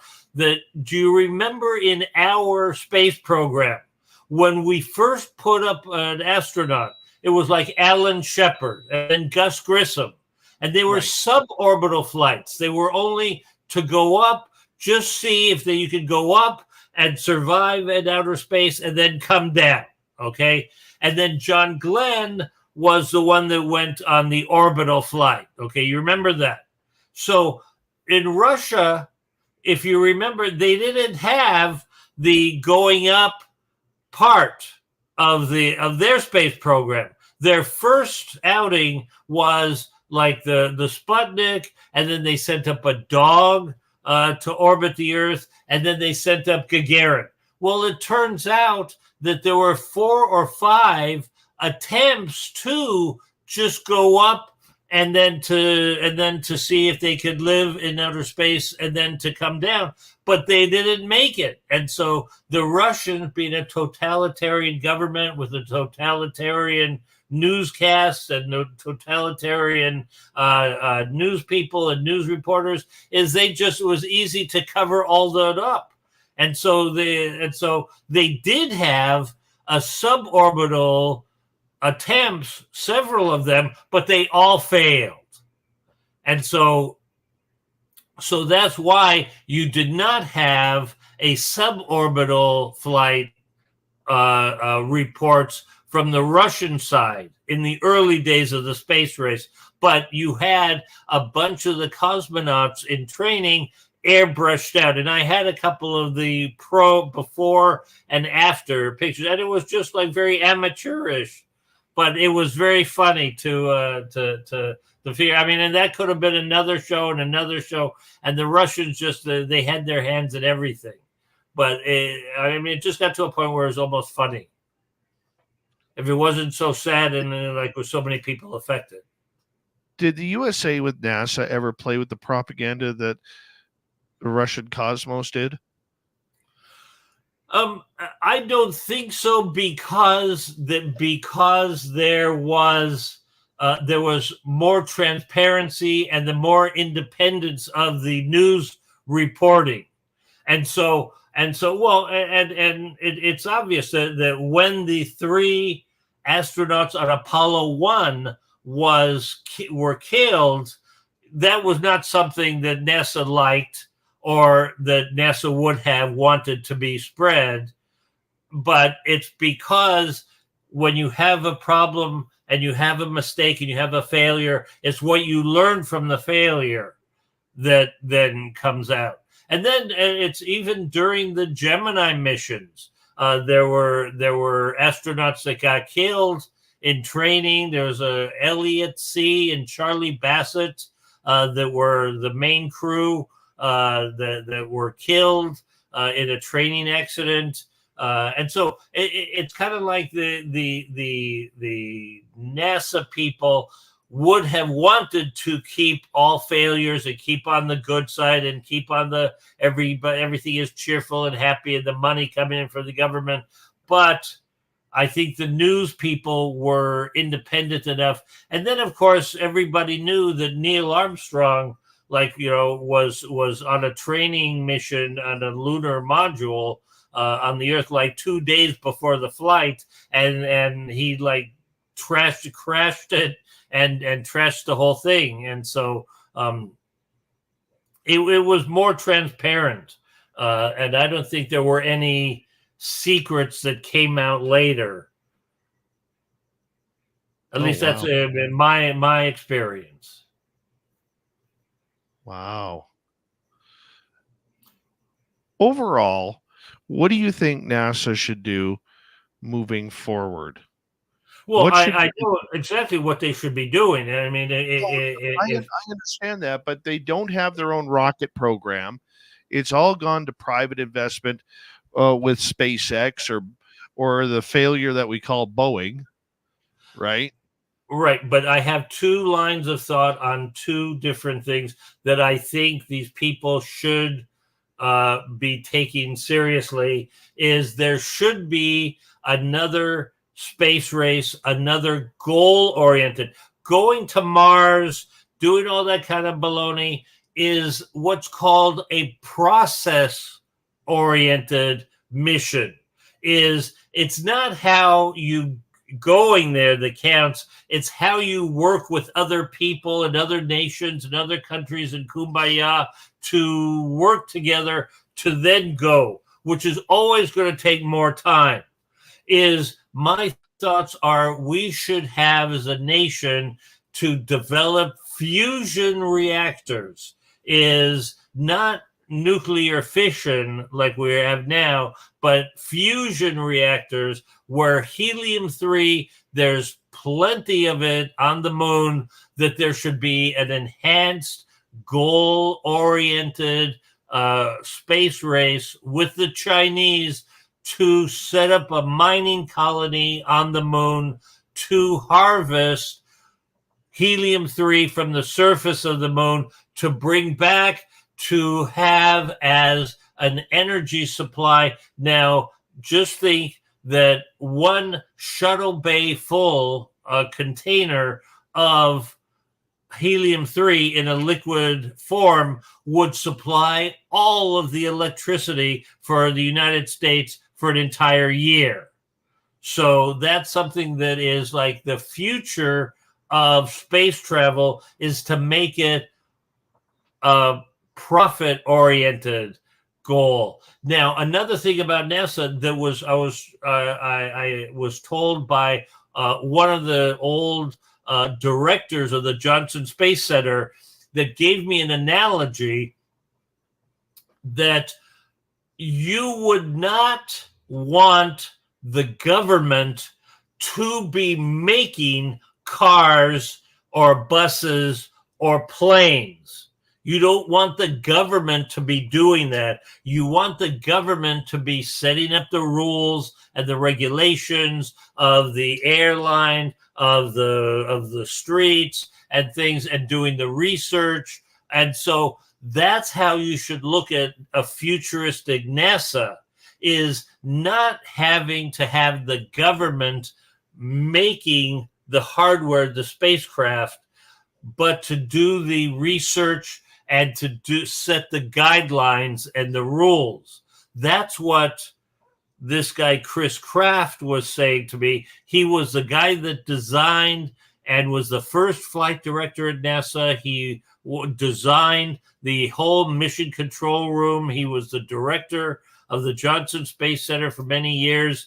And he said, to get the government out of having to build these things and put it to the private sector, like, the Elon Musks and the things like that, because that's what they do best, and have the government do the research and the guidelines of NASA. So that's my spin, is we should have goal-oriented, that's profit-making in space, that there's plenty of profit to be made in space, and to get the government out of doing the hardware. Should NASA still exist then? I definitely think there's a role for NASA. Like I said, I don't think that the government, that NASA should be making the cars and buses and airplanes. They should be making the rules and regulations and doing the research and that kind of like bureaucracy that they do best.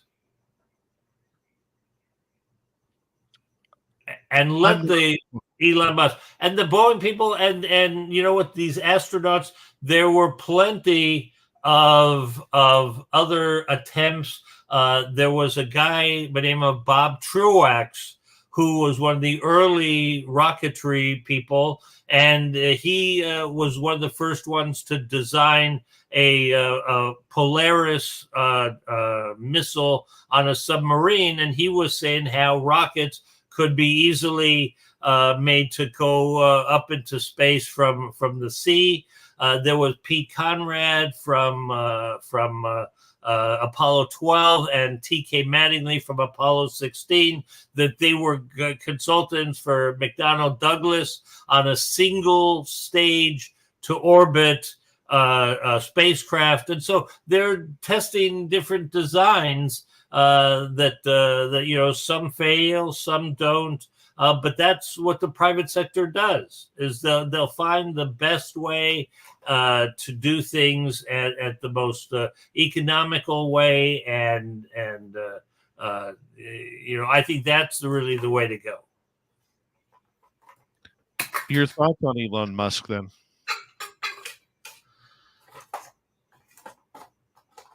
My thoughts on Elon Musk, I think he's a total brainiac. He's a total a brilliant character that knows business. He's got the business sense and the design technology. I think if people just let him do his thing, that's how the future of humanity in space would be, is let him get to the design and get things for the lowest bid and the best profit margin, and to just give him the space to do that. Do you think we're going to be able to? I am hopeful. I know we're going to. It's just a matter of, and it's a funny story that we were doing interviews with so many JPL people and NASA officials in like the late 1990s. And they were all saying, oh, yeah, we're going to be going to the Mars and landing on Mars by 2018. And, which is like 5 or 6 years ago. And it's just funny that, it's like nobody has footage like mine because they haven't like asked these people 20 years ago where they're going to be in 20 years.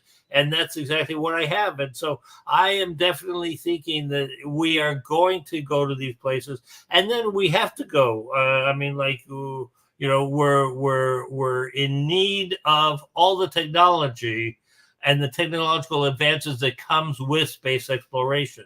And in fact, I'll tell you a little trivia story that I got to tell you guys that I made to NASA that would have changed how well NASA would have been viewed to the general public, but NASA never did care to do what I asked. Is all of the technology that was created, all of the technological advances that were created by the Gemini program, the Mercury, the Apollo program, there were hundreds and hundreds of items today's use that was based on the research and technological advances of the space program, of the Apollo program.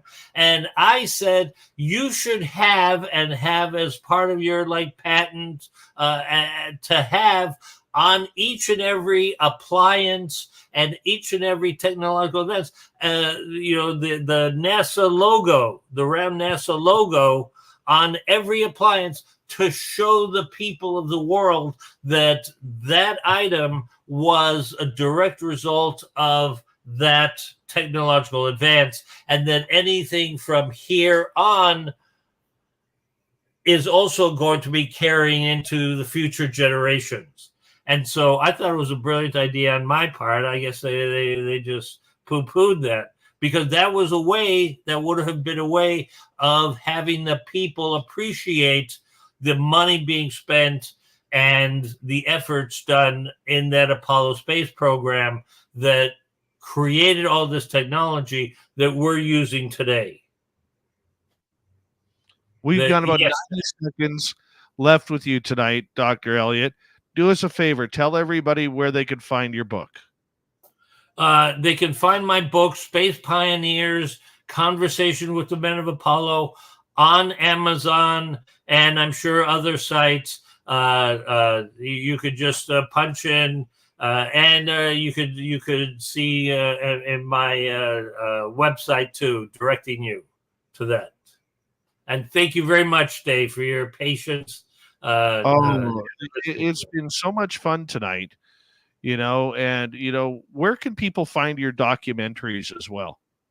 Oh, well, the funny thing is that even the documentaries that I've done 30, 40, years ago are still available on streaming sites like Hulu or Tubi or Pluto or Amazon Prime. And there's even DVDs for the old timers that's still available on Amazon and on my website. So just Google, and in the back of my book of the Space Pioneers, I list all of the space shows that I've done, along with the links to seeing them on my sites on Vimeo.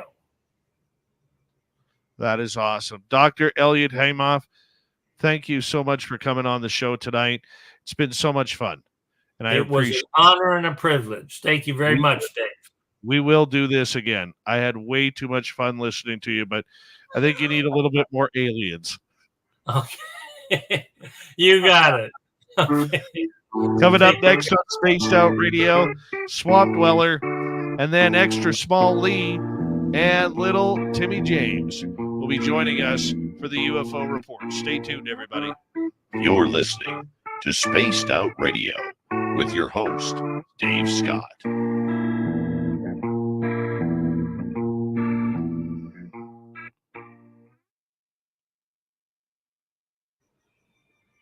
Thank you very much. You were amazing. The pleasure is mine, and you're one of the good guys. Anybody who is a space fan is okay in my book. So Good. you take care of yourself, Dave. You too, Doc. Appreciate you, and we'll talk soon, okay? Bye-bye now. Bye-bye. Dr. Elliott Haimoff. He was awesome. He was awesome. Be right back, everybody. Hi, Walter Sobchak.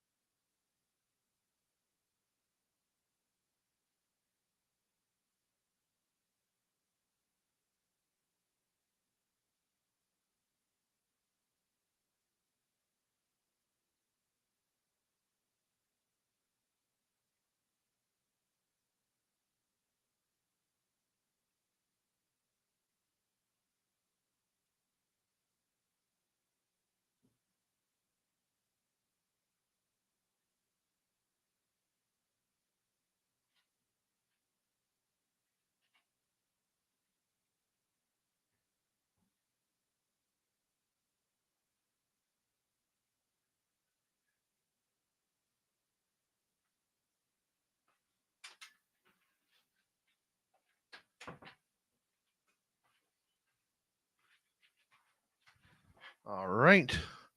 We got major. What the hell is this? T-Bone. Seriously? Oh, dude, you're way too kind. Dude. Why? I don't deserve that. Wow. Holy cow. Hi, Major Lee. Wow. I'm blown away. Blown away. Wow. Thanks, Robert Anthony. T-Bone, you never cease to amaze me. Thank you for the love. Thank you for the big love, and thank you for the hat trick. Thank you to Robert, or probably Richard times 2.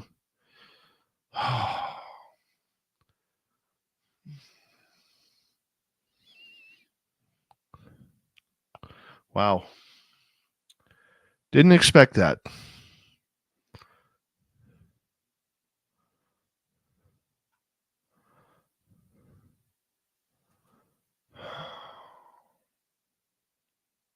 Thank you.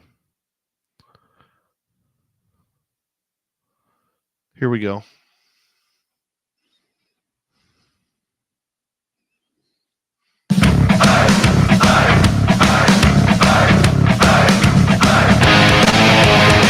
Here comes the third and final hour of Spaced Out Radio tonight. We're heading to the swamp very closely and soon.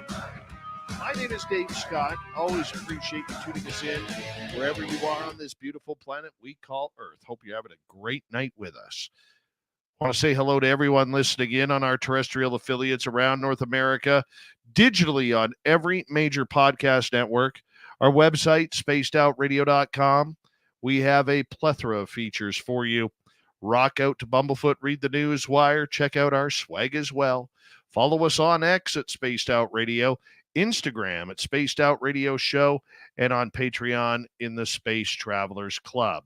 The Desert Clam has set the password for tonight in the SOR Space Travelers Club. What do you got for us, Clam? Space. Space is your password. Use it wisely, Space Travelers, as the Clam sets a password each and every night right here on Spaced Out Radio. Let's head to the swamp. Hello and welcome to Spaced Out Radio's Swamp. I'm Swamp Dweller, and tonight I'm going to take you on a mystic journey of the unknown, sharing tales of monsters, legends, and nightmares. Welcome to the Spaced Out Radio Swamp. I was between the ages of 10 and 14 when this happened. Growing up, I lived on a dull street in a middle-class one-story house. My bedroom faced the front veranda, which had many plants. Just around the corner and down the hall from my bedroom was a study used as a spare room and computer room. I used to watch TV in that room, and on this particular night, it was boiling, so I opened the door to the veranda. There was a thin fly screen with no lock we would pull across when the door was open. It was so hot when I went to bed that I kept my bedroom windows and curtains wide open. I was having trouble sleeping and laid there staring at the ceiling. Then I heard what sounded like someone walking around on the veranda. The ground was cement pebbles, and there was a lot of dirt from the pot plants, which made a distinct sound when you walk on it. At first, I assumed it was one of my parents, but it was very late at night, and that wouldn't have made any sense. I craned my neck to look out the window. I saw a gaunt, skeletal hunched-over figure slowly shuffling towards my bedroom window in the dark. It made a raspy sound as it shuffled around. I was sure it couldn't see me, but from how its head was moving, it looked like it was searching for something. Despite this reasonably creepy thing happening outside of my bedroom window, I still felt somewhat safe in the comfort of my bed inside my locked house. Then I realized I had left the study door open. All that stood between whatever the hell this thing was in my house was a tiny screen door with no lock. I knew I had to lock that door, and I had to do it fast. This was almost at my bedroom window, and would soon be at the study door. I slid out of my bed and crawled on my stomach out of my room and down the hallway to the study. As I reached the door, intending to close it quickly, I realized my mistake. I would have to open the screen door to get the door to close. From where I was lying, I could see this thing hunched over and peering into my bedroom window. I think it heard or sensed me lying there because it turned and shuffled over and bent down to where I was lying. I held my breath as this thing put its face right against the screen and peered in at me. Its raspy breath sounding like death. In the dark, I could make out part of a face, but it looked gaunt and sickly, either with very thin or no skin. I couldn't see any eyes, or they were simply empty sockets. I didn't move as its face pressed against the fly screen, seemingly looking at me. Suddenly, its face distorted in terror, its eye sockets and mouth opening wide. It let out a blood-curdling shriek, a shriek that sounded like fear, and it bolted off into the night. I lay there silently, frozen in fear and disbelief over what had just happened, listening to ensure it was gone. As soon as I dared to move, I opened the fly screen, shut it, and locked the veranda door, and I returned to my room, shut the windows, and drew the curtains. I kept peeking through the curtain, expecting it to return, but for some reason, it never did. I've thought about this encounter ever since, and I've never been sure of what to make of it. I never told anyone about it either. I don't even know where to begin, and I never really understood why it reacted in fear when it saw me. Thank you to Swamp Dweller for another great story just like that. If you want more, head on over to his YouTube channel, youtube.com/Swamp Dweller Reads. He's literally got thousands of stories just like that waiting for you to listen to. It's time for the UFO report. That is an interplanetary flying space saucer.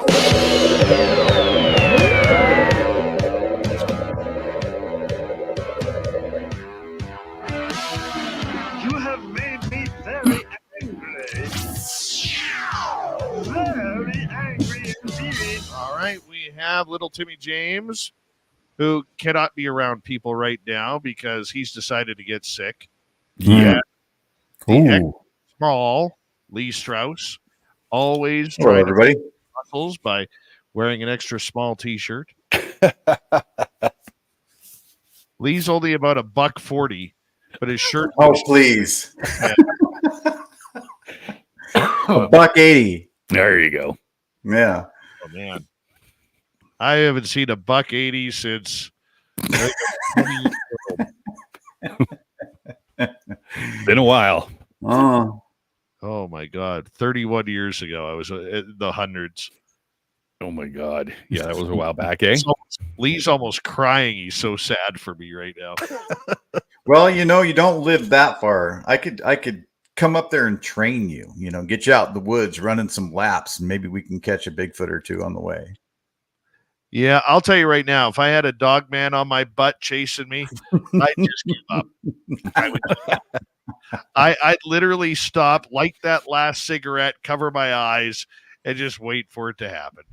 Absolutely. Tim, you got a lot going on in the UFO report, and Lee's here to hang out with us, and in case you or I lose our voices due to the sickness that we have. Thank you, Lee. I'm happy to be here.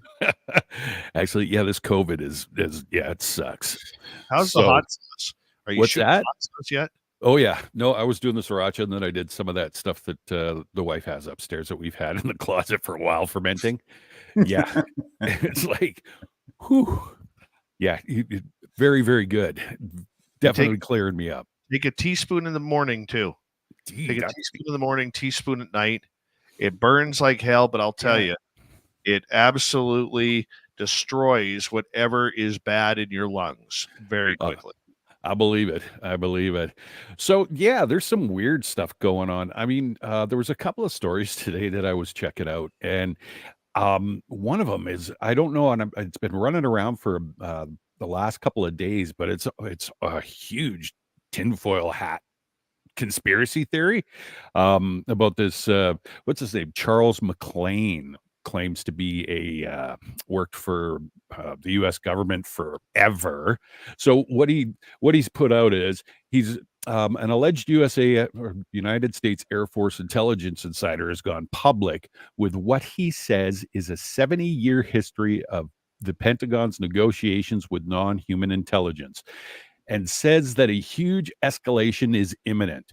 Now, when I was a kid, and so back when I was like 7 or 8 years old, excuse me, there was a big conspiracy. I remember the world was going to end, the UFOs were going to fly in, and everybody was done, right? So I remember my dad and my mom actually taking us out for supper, and it was like, hey, obviously a big conspiracy, but this kind of reminded me of it. And I was like, I don't know if anybody's heard of it, but it's being covered everywhere, like everywhere.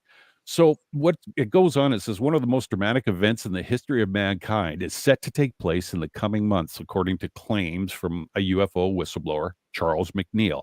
He alleges that he was recruited, into a top secret U.S. Air Force intelligence unit tasked with maintaining a 70-year truce between American government and an alien civilization.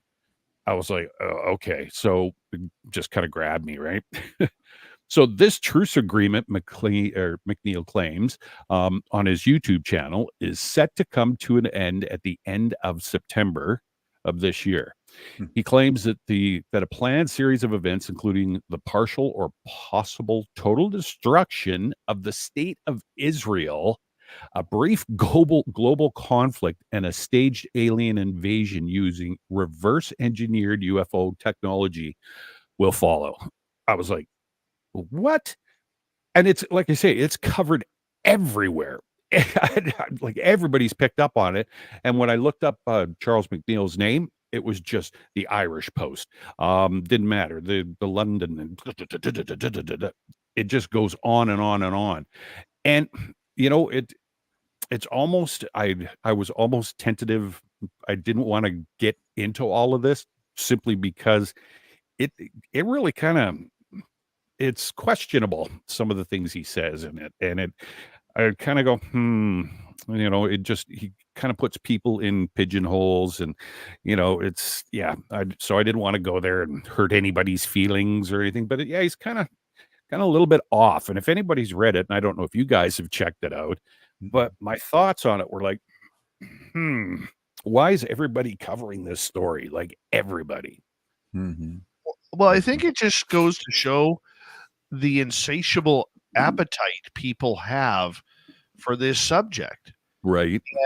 And anything to do with aliens or UFOs, believe it or not, I was talking about this with Walter Sterling on Sterling Every Damn Night, that I appear on almost every night here during the week.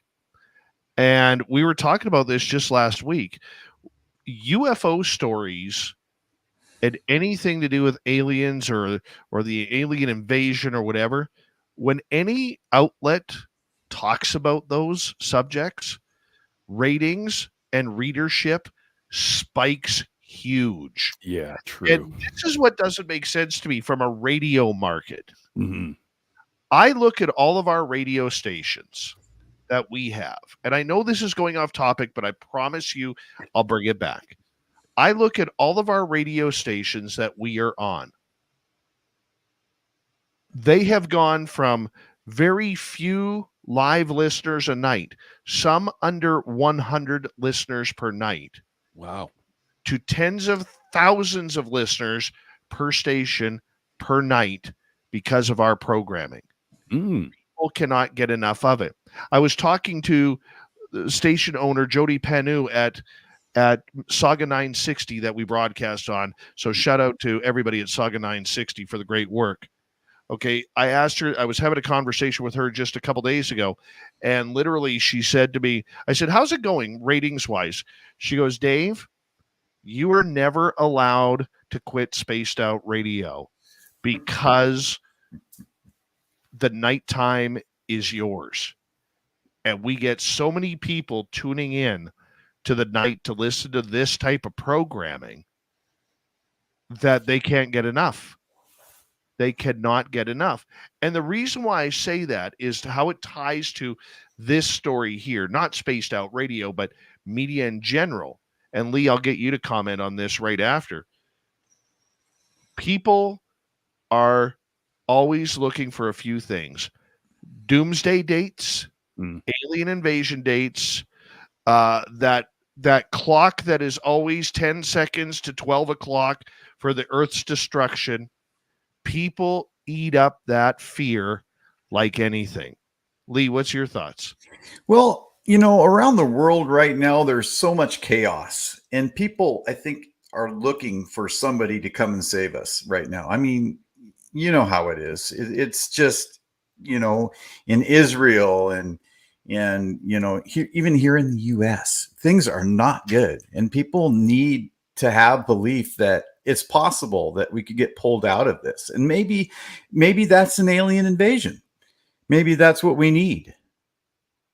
Or somebody to come save our butts. True. Maybe. Yeah, true. Maybe. But I mean, let's not forget too that a lot of these people are, all of these so-called predictionists or whatever you want to call it, prophets or whatever, 9.8 times out of 10, they are completely wrong. Okay. How many times has Jesus Christ been coming down from the heavens? The rapture. How many times has that earthquake taken California and sunk it? How many times have all of the volcanoes along the West Coast gone and destroyed the entire rainforest that is the West Coast of North America? It doesn't happen. I'm not saying it's not going to, but it doesn't happen. People, you ever notice that people always predict the doom and gloom? They could never predict that, in 5 years, the world is going to be at peace. There's not going to be any war or there's not going to be any famine, or we're finally going to get a break from anybody watching The View. Okay? Like, we just don't get that. I mean, sure, they may have predicted right with Ellen DeGeneres finally going off the air. Thank God that happened. Okay, but and I'm being sarcastic, snide here. But on the flip side, if we look at the other side, we also have to look at, Lee, you're probably more familiar with this than Tim is, with the Eisenhower-Greada Treaty, which allegedly traded humans for technology. All right. Now, if I had heard that's a 60-year agreement that was renewed a few years ago. Now, looking at it, that it's supposed to happen this year with a 70-year, that's something different, but very similar to Eisenhower's Greada Treaty. How do you guys feel? Well, obviously that still must be in play because we're still getting taken. There's plenty of people that get taken and never return, but we don't know who they're taken by.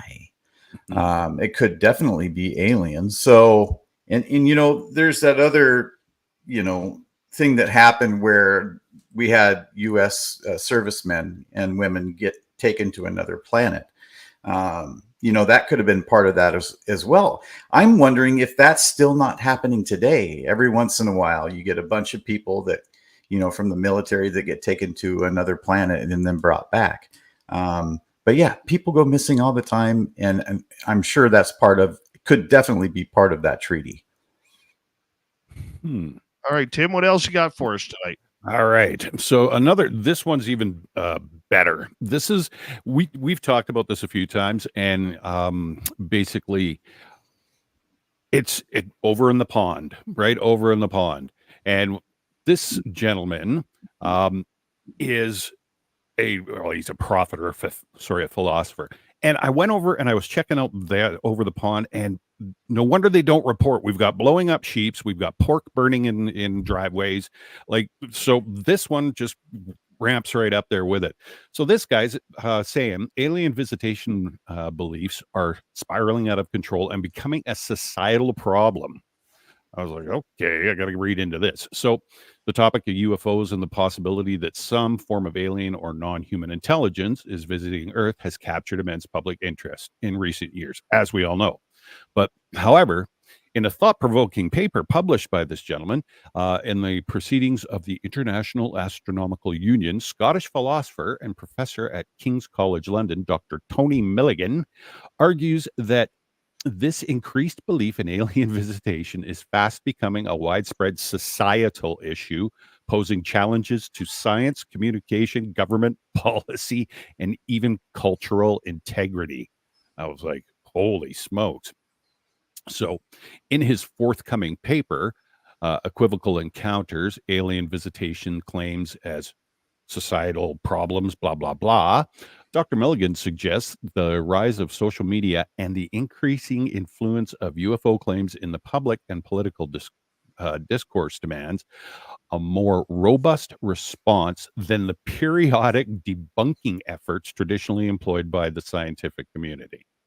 So there's more to it, but I was reading that and I got to that and I was like, okay, so what is he saying? Am I not reading between the lines right? If I'm been sleeping too much the last couple of days, I don't know, but I just found it kind of back and forth-ish. This belief is slightly paradoxical, as we have zero evidence, he says, that aliens even exist. And he wrote it in an article published in The Conservation. If beliefs of this sort in conspiracy concealment and collaboration have made it into the mainstream, then periodic debunking has simply not worked. So Dr. Milligan contends that the alien visitations narrative, once confined to counterculture fringes and conspiracy theorists, is now making serious inroads into the political mainstream. Well, wow. So in the past year, the belief in alien visitation is only intensified, largely fueled by several former government officials who have claimed that the U.S. government has secretly recovered crashed vehicles of non-human origin. So while much of the fascination with the aliens is harmless or confined to bickering on social media, Dr. Milligan argues that its expansion into mainstream belief systems can also have troubling consequences. I'm like, holy cow. It's like, guys, just, all right. I'm not quite understanding them, but it's like, So the persistence of these beliefs and the increasing pressure on governments and scientific institutions to address them has stretched beyond simple curiosity into a problem that touches various societal sectors. The philosopher cautions that any scientific programs dedicated to investigating alien visitation claims should remain firmly within the boundaries of natural science. So he goes on and basically he's calling it pseudoscience. He's saying that these things aren't happening. And he warns of any effort for serious examination of alien visitation claims must be tread to avoid further fueling of sensationalism. It's like, wow. Are we sensationalists? Right? Is that who we are? Oh, yeah. Oh, yeah. It just goes on. And the problem that believing and this is what crushes all of us, right? Anybody that wants to come out and say anything, you've got people like this standing in the wings going, we need to examine them. Me of the time when Richard Hoffman, Dr. Richard Hoffman, longtime scientist involved in the UFO field, back in May, was it May of this year or May of last year, I believe, came on the show, and I believe it was in the second hour, I asked him about people with their experiences. And it actually got into a heated conversation where he basically said, we need people and eyewitnesses and people who claim these experiences to get out of the way. And I'm paraphrasing here. Get out of the way and let the scientists do their job. Well, hold on a second here. You're part of a bunch of different UFO groups tied to science and the military.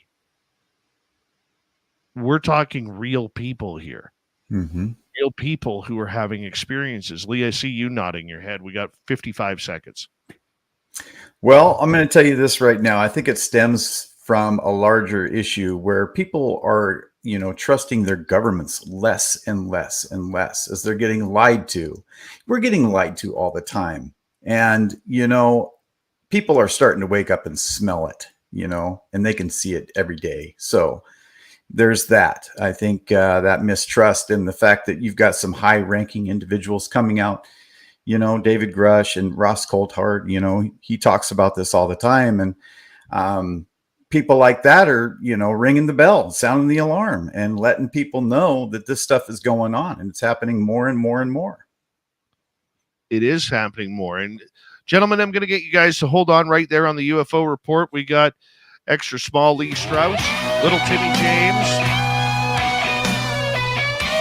The UFO report continues on Spaced Out Radio right after this.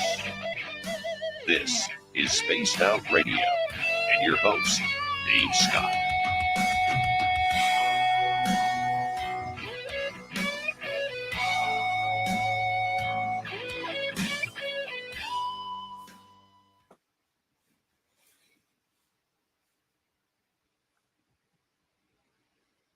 Hey, Tim, Yeah.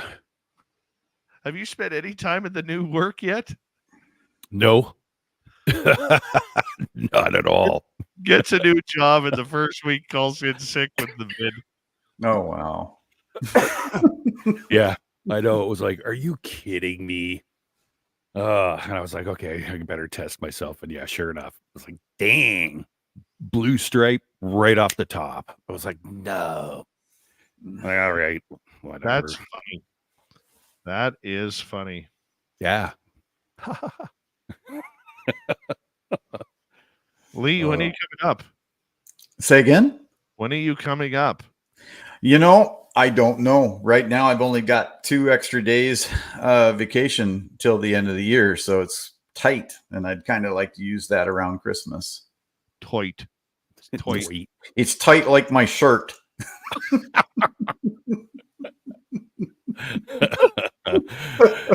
Oh, Tim and I are going to come down and Tim, you got your passport, right? yeah, of course. Tim and I are going to drive down. We got to go do the Mount Adams thing.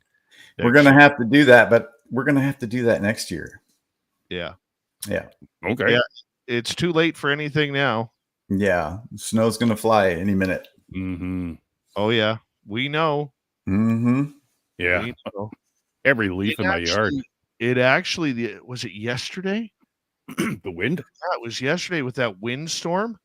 That windstorm it was weird because that windstorm in the morning, early afternoon, Mm-hmm. it had that snow smell to it. Yes. Yes. Yeah, Right. it did.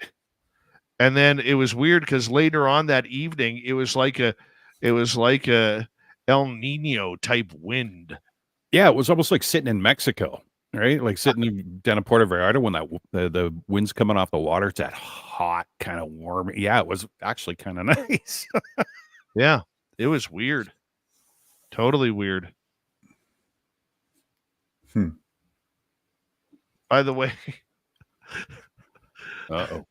I was chatting with your wife today, Tim. Uh-oh. Like, way to go. I said, way to go. Your effing husband ruins another weekend of hunting. She texts back. She goes, F that. I'm going. Yeah, exactly. Oh, yeah. No. She'll have it. Yeah. She hates hunting. Right. She's got a nicer rifle and everything and shotgun than I do, for gosh sakes. Mm-hmm. Yep. Oh, I'm sorry. I'm supposed to stop laughing. Okay, Sorry, Amy. Stop it. Sorry, Amy. PRM. Does it snow in September, October in Canada? It can. Yep. It can. In fact, I start preparing for snow around October 15th. Exactly. Right around Canadian Thanksgiving. Anytime after Canadian Thanksgiving, Mm-hmm. which is the first weekend in October. Anytime after that, it could snow at any time from now until April. Sometimes May. Oh, yeah. I've seen it in June. So, Hillbilly Herb, one of the best names in our chat room. How are you? That's awesome. Oh, yes. Good old fall. It just means that hockey season is here. No doubt. Yeah. Here we go. Yep. Oh, yeah. T-Bone's wondering when are the additions for the SOR band. T-Bone, I've got the triangle locked up. Lee's got the loot locked up. Oh, the loot. Of course. You seem like a loot kind of guy. Thanks. Sure. I'll give anything a shot. Once. Oh my gosh. NyQuil and DayQuil. Boom. Oh, God. Uh-huh. Uh-huh. Joanne's playing the cowbell. JSCO's playing the jug. Jug is good. Uh-huh. We need a Bruce. washboard. Washboard guy. T-Bone, you're on the washboard. Bruce Dickinson wants more cowbell. All right. Thank you to T-Bone with a hat trick. Gary Richard ×2 with the super chats. Greatly appreciate the love. We're going to get going here in a couple of seconds.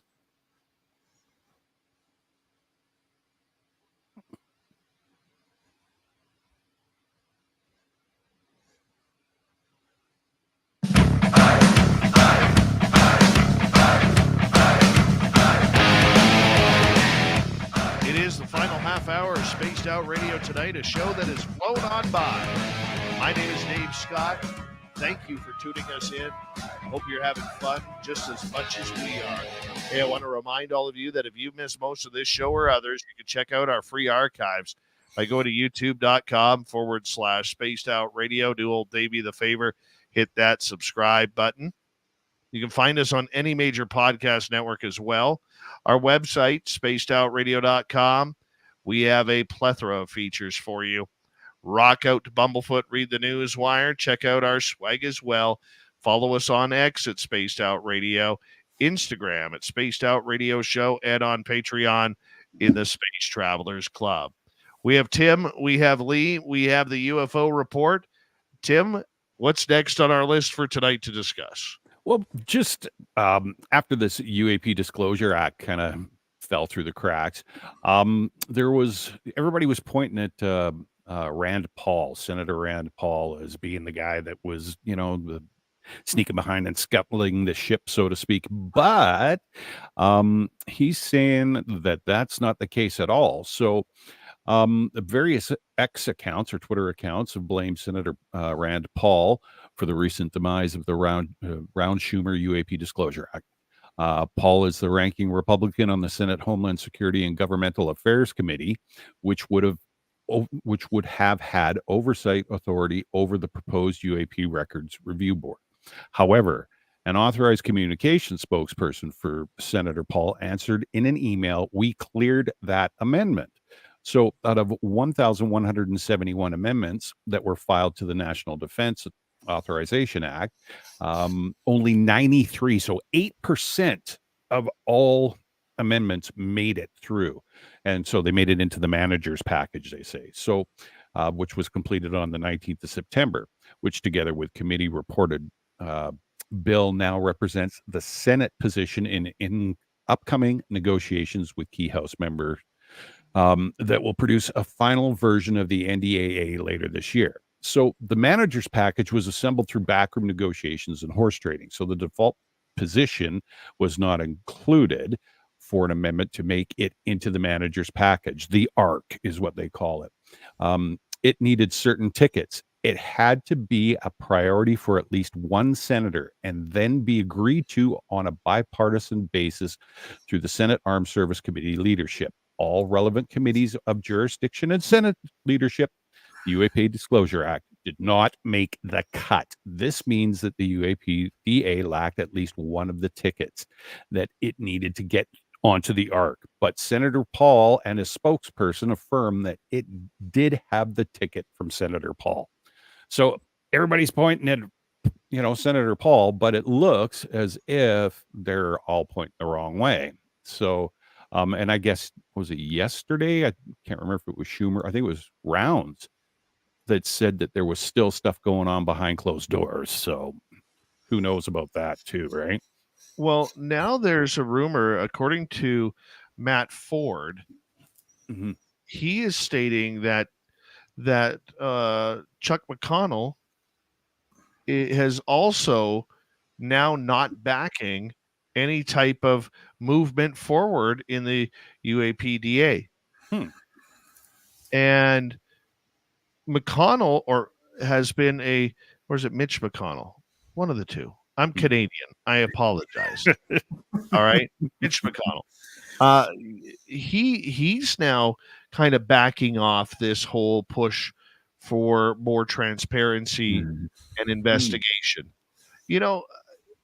Either somebody has got to these people from the military industrial complex, or Mhm. this act was so poorly written that we never really got the full story of it all, that they are not supporting it. But when you get bigwigs, billionaires like Brandon Fugel, who own Skinwalker Ranch and is a political and real estate magnate, and you have him saying, we're not supporting it, we don't think this is good for moving the subject forward. Are we doing it to cover up the money? Are we doing it to cover up the phenomena? Are we doing it because the public is not ready? What do you think, Lee? Well, I think actually we probably have a lot of this tech, right? And, when it comes to our adversaries, we're going to hide this stuff, right? Because if something really goes wrong and we do get into a full-blown war, we're going to need that tech to, outmaneuver our adversaries, basically. So I think a lot of that stuff is being held back because they don't want any kind of inkling to Russia or China or whoever it may be, Iran. So we gotta hide our stuff until we're gonna, eventually use it if we have to. And that's the game, I think, right now. They don't want anybody to know. But aren't you tired? I'm going to throw this in your face because, Tim, I think you're more like me from a Canadian aspect. We never think threats. We never think adversaries. We never think war. We never think Russia. We never think China. No. Unless we're buying up our oil or real estate as per usual. Thank you, your leader. Okay. But we don't, it's hard. I don't know for you, Tim. I don't want to speak for you. But for me, it's hard to process that aliens and alien technology is about Russia, China, and adversaries and potential war. I have troubles thinking about that. No, I agree with you. It's not to say that anybody's wrong. I'm not saying that at all. What I'm agreeing with what you're saying is, yeah, I don't understand it's going to be war. It's going to be chaos. I don't get it. And just because I don't think that way. I don't think that way up here. So it's kind of one other thing possible that's come to my mind is the fact that they don't want to lose control, right? Our governments don't want to lose control. And if there is such a thing as, a species from another planet, which I know that there is, I would think that they would worry about losing control to them, possibly. And everybody, turning their eyes to, that type of, help or whatever it may be instead of our own government. And they just don't want to lose control of their people. Okay. All right. Is this a subject that we should fear? I think our government fears it. Do they fear it, or do they fear the public learning the truth? Well, probably the public learning the truth. I don't think they fear them so much. If they're making having treaties and that sort of thing, I don't think they fear them. Things that make you go, Yeah, there's many ways we could go here. Oh yeah, no, exactly. Exactly. Be good conversation. Mm-hmm. What else? I think Go ahead. I think the negatives for our government and other governments outweigh the positives. So they're going to, do whatever they can to suppress it as much as possible. What else do you got for us tonight, Tim? We've got a story like we always do at the end of the night. So this goes back to 1959, September. And happened just south of us here, or actually right in Lee's neighborhood, I would suspect. So this, like I say, 1959, September, about 4:55 in the morning in Redmond, Oregon. Police officer Robert Dickerson sees a bright white light rapidly descending north of the airport. It stops abruptly and hovers at about 200 feet above the ground level for several minutes, lighting up the juniper trees below. So Dickerson drives towards it on the Prineville Highway, and then turns towards the airport. The object turns reddish orange and moves rapidly to about 10 miles northeast of the airport to hover again. Dickerson arrives at the airport to report his sighting in person to the FAA air traffic communication station, and flight service specialist Laverne Wirtz. Dickerson and others view the object through binoculars as flat and round and occasional flames extending from the edges. So the FAA reports UFO to Seattle Air Route Control Center at 5:10 in the morning, which in turn reports to Hamilton Air Force Base, which is now closed, in Novato, California, which scrambles 6 F-102s from Portland to intercept the object. FAA station observers see the object hover and emit long tongues of red and yellow and green light that extend and retract at irregular intervals. As the jets approach the object from the southeast, it turns into a mushroom shape, emits a red-yellow flames from the lower side, and ascends rapidly, disappearing above the scattered clouds at about 14,000 feet. So the object's departure forces one of the F-102s to swerve so it doesn't get hit. Another nearly loses control because of the wake when the UFO took off. So the UFO was tracked on one of the F-102's gun sight radars, but the jet cannot intercept it.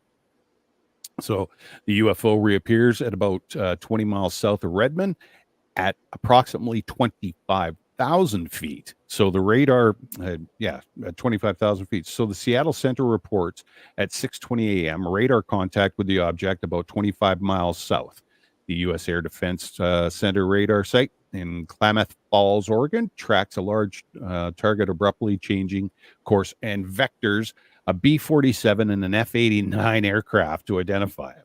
So Redmond FAA controllers lose sight of the object.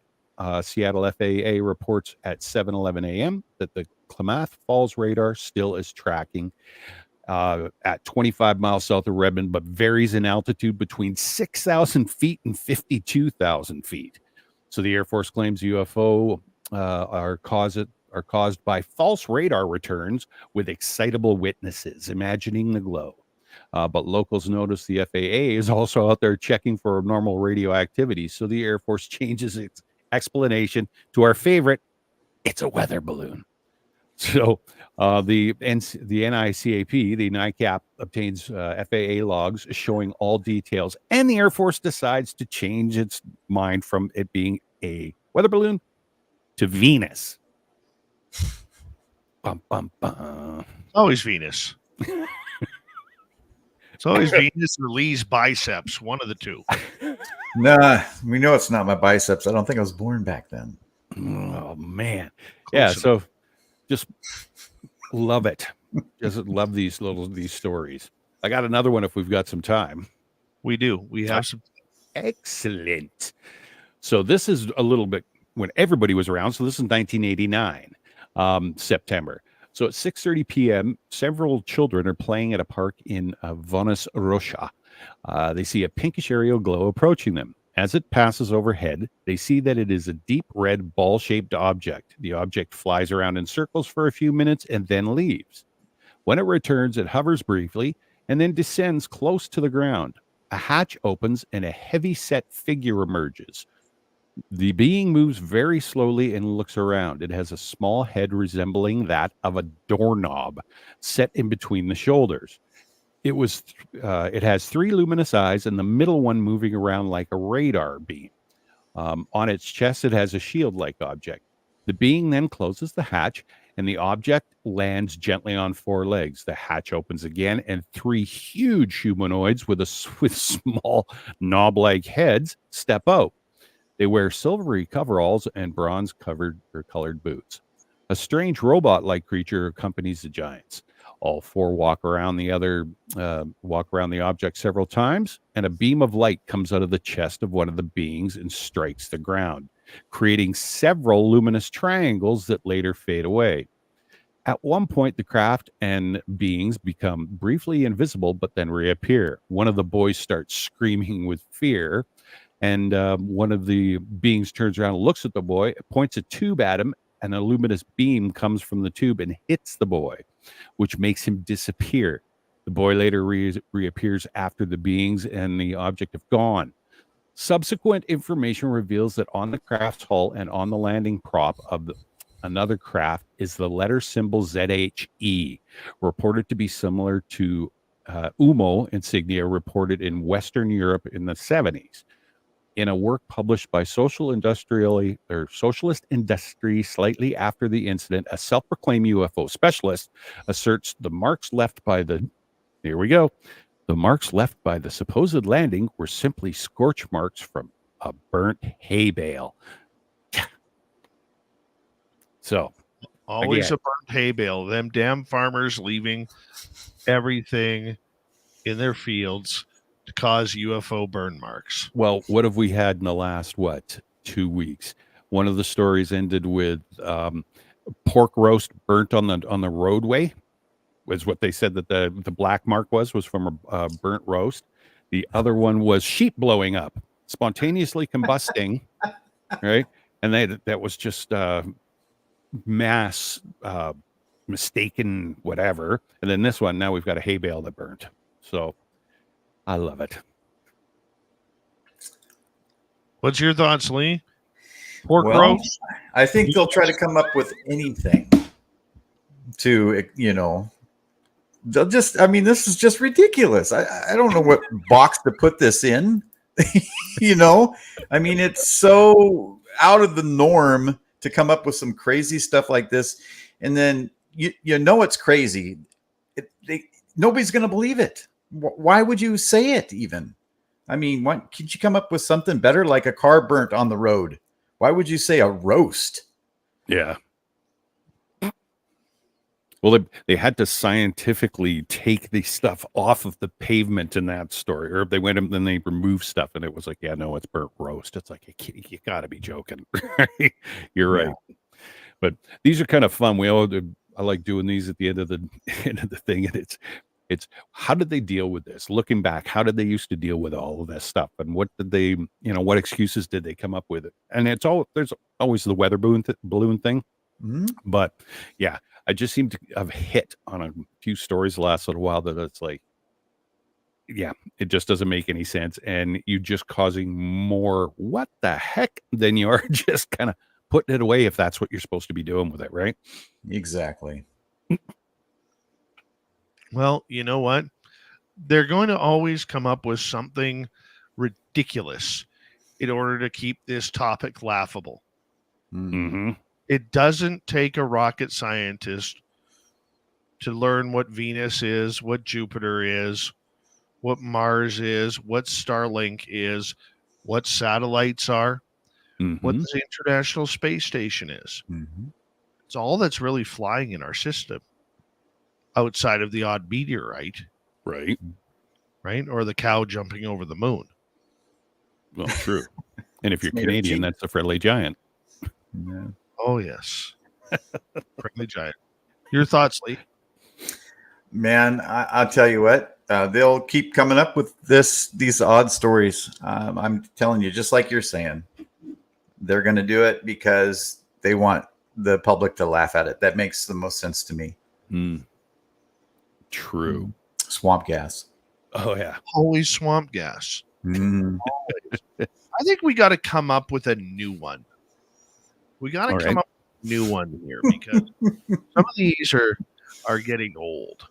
You know? Like, why can't we have glow sticks? Nobody's used the glow stick factor yet. No. Glow sticks and drones. They've claimed that, they've things seen in the sky were drones that were performing this or that, and some of those things are happening, but it's not in every case. Yeah. Yeah. I don't know. I think glow sticks works for me. All right. We're going to start using that. Going to coin it. Let's just coin glow sticks. Okay. Let's just coin it. Maybe we'll get what we'll do is we'll create a Spaced Out Radio t-shirt with glow sticks on it. Cool. There you go.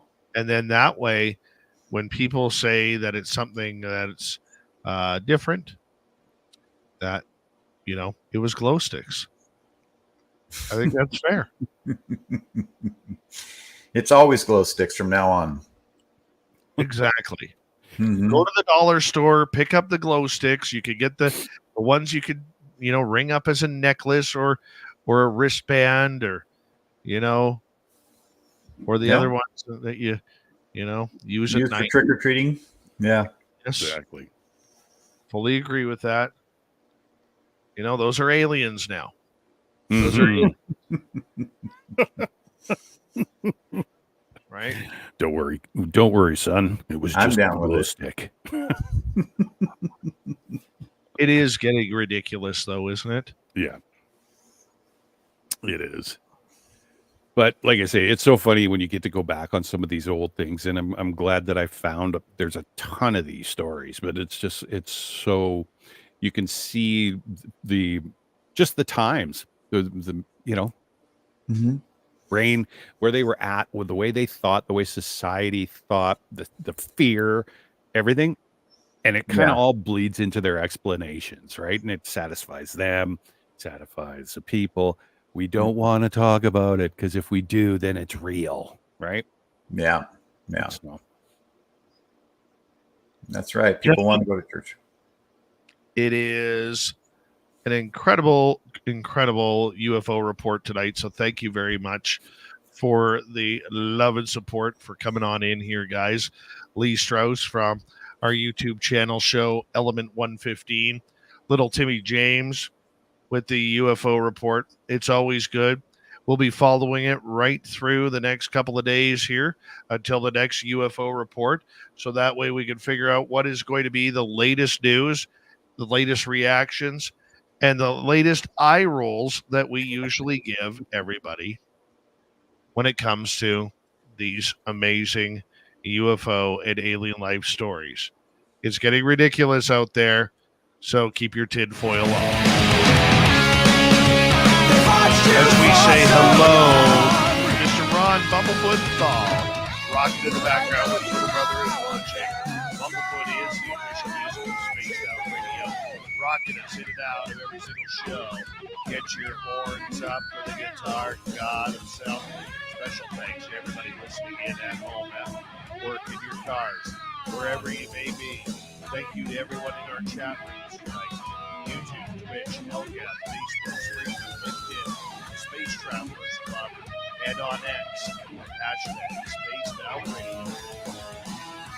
I know you're out there somewhere. Remember, this show is copyright by Spaced Out Radio and SOR Media Ventures Limited.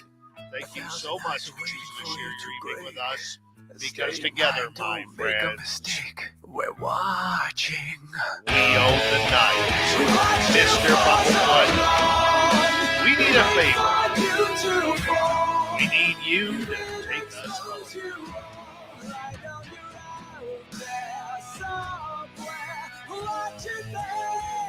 Yes, the Woo train has docked for the night, but soon, my friends, we shall ride again.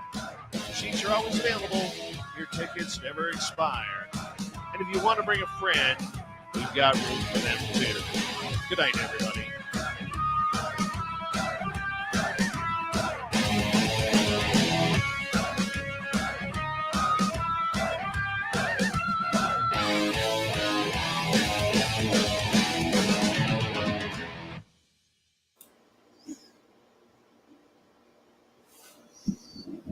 There we go.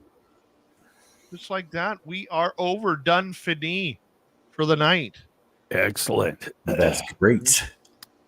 Nice to see you, Lee. Yeah, nice seeing you, Tim. I Thanks for- always thanks see you for- commenting. Thank you for saving us. There's a couple times I was like, oh my gosh. Major Lee, he's a good guy. He's a good guy. Sure, he has a little bit of gout, but I mean, who doesn't? Oh. What? A little bit of gout. No, Come on. next week I'm going to have bunions. So just to let everybody know ahead of time. Man. Next week you're gonna have a bunion? Well, you got to come up with something, just like the government does on the UFO stuff. So Dude, I've been rocking the extra small shirts for a while. Yeah. That still works for me. Are you who's helping you get them off once you got them on? You kidding me, man? I can barely get an arm through. I don't have them pumps like you do for your biceps, you know. Yeah. Bicycle pump. Oh. Ridiculous. Ridiculous. Well, I don't want to be 51 forever, right? I'd rather go back in time. So Oh God, if I could go back to 35, I would. That's where I think it was the best. 35 for me. yeah, I would agree with that. Yeah. Yeah. You were soft Actually, back 30 then. 34, because at 35 I was taken by that. Uh-huh. Uh-huh. Uh-huh. Uh-huh. Oh. 34, I was still smart. Uh-huh. Got it. 35, went dumb again. I'm totally teasing, by the way. Totally teasing. Oh yeah. Man. So what's new with you, Lee? Well, we had a great guest on this tonight. So yeah, that was a fun show. Listening to her story was awesome about her abduction experiences and everything. And of course, when you listen to people's abduction experiences, you can tie in your own, with theirs, and it just makes it so validating. Oh yeah. Mm-hmm. I watched a little bit of it tonight, and it was funny because you asked her, you had said to her, when was the last time that you were taken or abducted? And she paused and she thought, and she goes, last week. And your face, your face was like, what? Really? Yeah. Yeah. I was like, holy cow. And she's like, just the way she's thinking. So, well, it wasn't Tuesday because I was at my mom's place or whatever. Yeah, exactly. Right. Right. What? Oh, yeah, no, it was last week. Man, I love those real life encounters, man. Yeah, exactly. They're so much fun. So much fun. Tim, how are you feeling? Like a bag of crap. Yeah? Yeah. Time for some hot sauce. Somebody needs to put you in a brown paper bag, light it on fire, and set it on the front step. Yeah. Have somebody stomp on me. That'd be perfect. I'm gonna go burn some deer poop on your doorstep. What? We don't have any deers around here. No, huh? Jesus, just all over the place. Mm-hmm. Like flies. Yep. I think the bear was by again last night too. Dog, the two of the three dogs, two of them were like, hey, what the heck's going on? And then the one of them, if they smell him, because they were in the house, if they smell him, he's walking around the house. One of them gets all freaked out. Like, yeah. And it's like, they all have their tells, and it was like, there's something out there. And I was like, everybody relax. I'm not getting out of bed. Yeah. Yeah. Yeah. Oh, a couple things here. Tim Mothman, not beer poop, deer poop. Oh my goodness, you are not muted. We don't do that here unless you're being an asshole. You're not being an asshole. So, and if you are being an asshole, I'll mess with you before I actually mute you. No. I do. I know. Pull that. Yeah, I do. What's her proof? Her experience is her proof. Yep. I remember I was on a show one time and I was telling the experience that I had with Samantha Mowat in the forest. Mm-hmm. And there was this guy in the audience, like he was like, that didn't happen. You're lying. No, that didn't happen.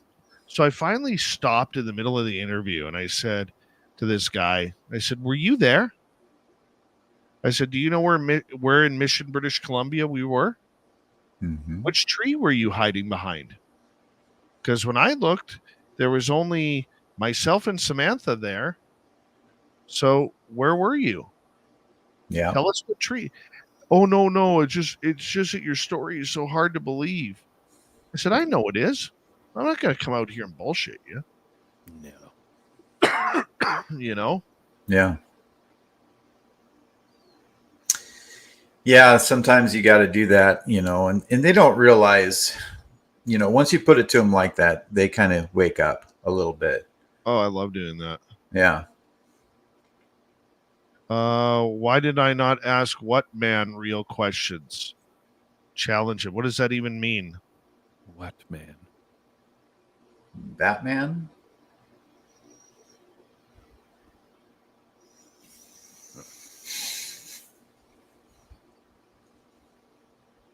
Not a real interview. What does that even mean? Not real interview. What are you even talking about, Miriam? Come on. Are you talking about the guy I had on, Dr. Elliott Haimoff? Hey, you talk. How you doing? Welcome to SOR Chat. I'm still looking into that, trying to figure out. That story seems to have disappeared real quickly. But that is interesting, whether or not it found life or not. One second, I'm waiting for Miriam to answer.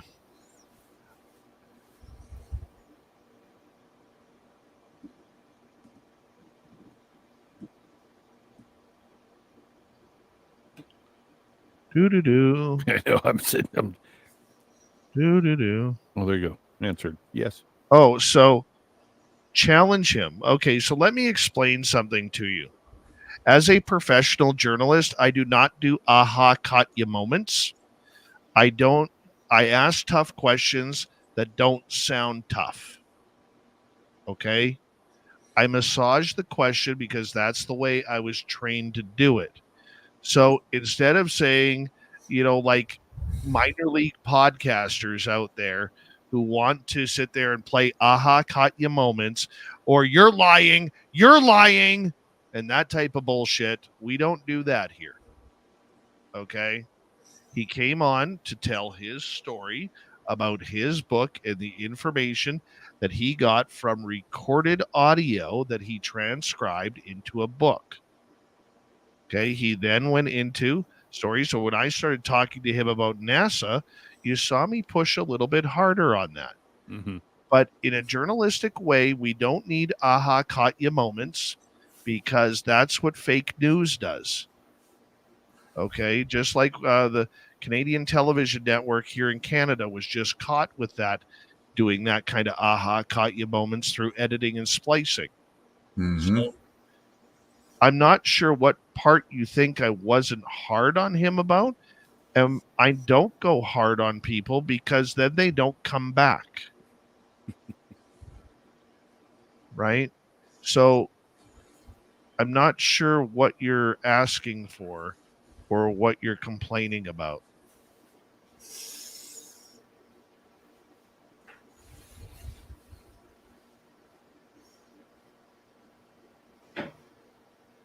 Morning, Moody Mongol. How are you? T-Bone, I'm going for Rustad because I don't need EB's BS anymore.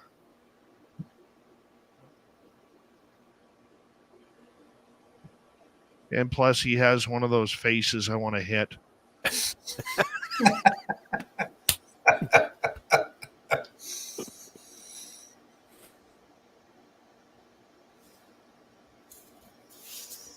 Okay, so I noted. I'm going to explain something else here, Miriam, as I think about it.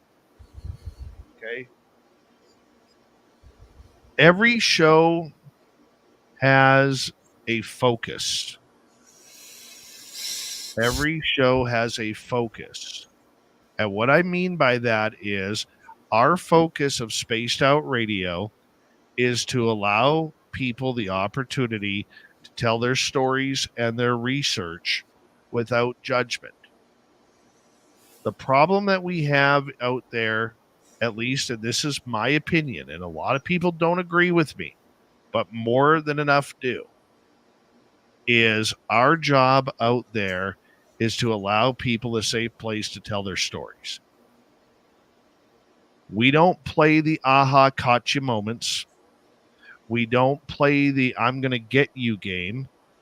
We don't play the, hey, Lee, would you like to come on to my show and then I'm going to throw you under the bus in order to make you look bad. Our job here is old school type radio, not YouTube. I could care two cents about YouTube. This is a radio show first, and our job is to tell those audience members stories that will freak them out a little bit. There is nothing hardcore journalism about these topics. There is hardcore journalism that needs to be pressed on the UFO front when it turns to the government. I'm not going to go hard in aha Katya on an experiencer who's traumatized because they get taken by alien grades every month and a half or something along those lines. And please, I'm not trying, and please don't think that I am trying to treat you like an asshole here, because I'm not. I just want you and our other audience members who are new here to understand that our job is to tell stories. That's our job. The focus of this show has always been able to tell stories. And I've always had this motto with the show: we believe everybody. Because I've never stood in your shoes. You've never stood in my shoes. And who am I to sit there and pull an attitude saying, that didn't happen, you're lying? Who am I to do that? And look, we're all old enough and skeptical enough to know when somebody's bullshitting. We all know that. Mm-hmm. Right? So our job is to tell some pretty good stories and allow people to have that opportunity to share their encounters. My favorite radio shows are not the researchers. They're not my favorite. My favorite shows that we do are people who come on and tell us about their true encounters and their true experiences. Right? That's the key. And people searching for proof, or the new trigger word for me, truth. Whose truth are you looking for? Are you looking for your truth? Are you looking for my truth? Are you looking for government truth? Are you looking for the real truth that nobody will ever know? What is proof? There's no such thing as proof anymore. You take Lee here, for instance, who the guy has the skills to do anything he wants with a camera. He's got what, and I apologize if I'm exaggerating the number here, Lee, but probably almost $100,000 in technical equipment that he takes out into the field. Mm-hmm. What he shoots is proof to him. Mm-hmm. It may not be proof to me. It may not be proof to Tim. It may not be proof to any of you. Why? Because we weren't there to witness it. We have to take Lee's word that he's not doctoring the videos, that he's not overexposing the videos to make a star look like a flying UFO. We have to take his word, and even when him and Jackie went out to Mount Adams, we have to take their word on what happened. None of us were there. None of us were there. And I don't do this show for clickbait crap, because if I did, I'd probably have another 200,000-300,000 subscribers. Damn it, maybe I should. Right? So, in this day and age with AI, with political affiliation and people getting extremely, what's the word I'm looking, hyped up and oversensitized by what's happening in the political world, with people who have the ability to manipulate audio and video and photographs. My 11-year-old can edit 100 times better than I can on video. And I went to school for that. And the point that I'm saying is, the way everything can be faked today with AI, CGI, audio, voiceovers, we'll never know the truth anymore. And there will never be any proof anymore. I had a friend of mine in Europe who loves AI audio. He was sending, about a week ago, 2 weeks ago, he was sending me audio clips of me talking to me. And all he needed was 2 seconds. 2 seconds of audio to capture my voice. Or pardon me, I think it was way longer than 2 seconds. It was like 20 seconds or 30 seconds of audio to capture my voice, my inflections, and everything in order to create exactly my voice and the sound that I was making. Imagine how scary that is now. And could that be used in a court of law? Wait till somebody gets convicted over saying something that somebody AI audios them for. Yeah. And let's say it's me. I'll use me as an example. What if somebody who is a sycophant that I don't even know, we go to the Vegas party, they show up, okay, and something upsets them at the Vegas party. And the next thing you know, there's audio of me saying all of this stuff that I never said. I'm being hypothetical here. Could that be used in a court of law? They're not going to know. I never said it. How do I prove my innocence in that hypothetical situation? That scares me, to be blunt.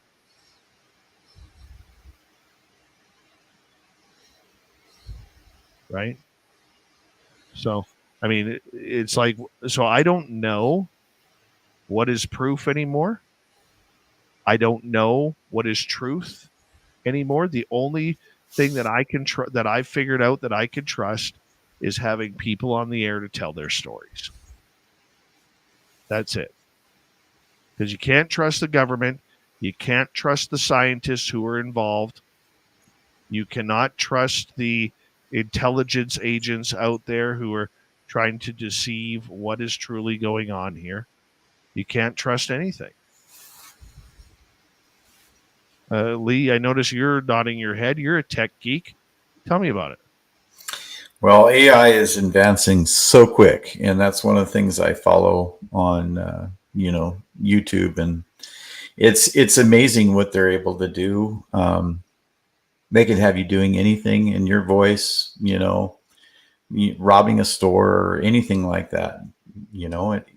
It's hard to tell, and it's going to get worse as we go. grows, that technology just grows exponentially, you know. So yeah, next year there will be no way to tell anymore. Yeah. You know, with the audio you can't tell now, but even video by next year you won't be able to tell. The days of proof are over. Mm-hmm. Unfortunately. Yep. The days of proof are over. MU, welcome to SOR chat. You know, and I don't want to end on a depressing note, but that's actually a good topic to have. How are we going to prove this? I mean, guys, we talk about, to put a little tinfoil on here for a second. They talk about the fake alien invasion. Mm-hmm. What's to stop when AI gets to the point, which the government probably already has? What is going to stop them from all of a sudden showing videos of some far off, desolate place that we're unfamiliar with, maybe in southern Mexico, Nicaragua, Brazil, Argentina, Peru, where all of a sudden, as far as we know, in the jungles there where there's less population, there is alien wars going on. And the U.S. is now sending troops there. Mm-hmm. Right? And they're worried about the invasion happening here. I mean, I know all of you alphabet agencies listening in, and thank you very much for tuning on in. We do appreciate you hanging out with us. Don't forget to hit subscribe. It gets a call sometime. You already know the phone number. Okay. Yeah. Right. Well, but I mean, that could happen with today's video technology. And that's scary, dude. That is scary. The one thing I did want to mention is, as far as proof is concerned, everything that's time stamped on YouTube for, like last year, that stuff would be more believable than anything, coming up in the future, as far as videos of craft or that sort of thing. Well, and then you have to wonder what's happening with YouTube after all this, their golden boy, Mr. Beast stuff. Yeah. That's a doozy right there. I debated whether or not to bring that topic up on the show. I really did. Yeah, it's as far as I can tell, things do get shadow banned, and certain subjects get shadow banned on YouTube and Facebook and whatnot. But they're not going to shadow ban their golden boy who's brought them hundreds of millions of dollars in advertisement.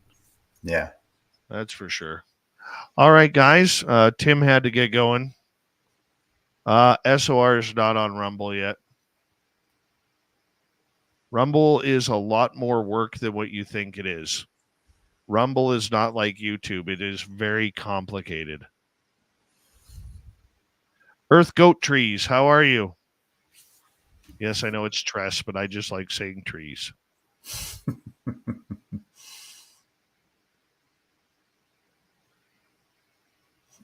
All right, Lee, I'm out of here.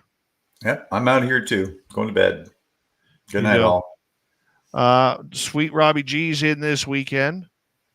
Don't forget to tune in. He has Deb Shakti tomorrow night, and Science Bob and La La La La Bright on Sunday. So make sure you check them on out. Thank you tonight to T-Bone with a hat trick, Richard ×2, Gary for the great super chats. I will see you guys on Monday, where my guest will be Lon Strickler for Strange Days. Take care, everybody. Much love.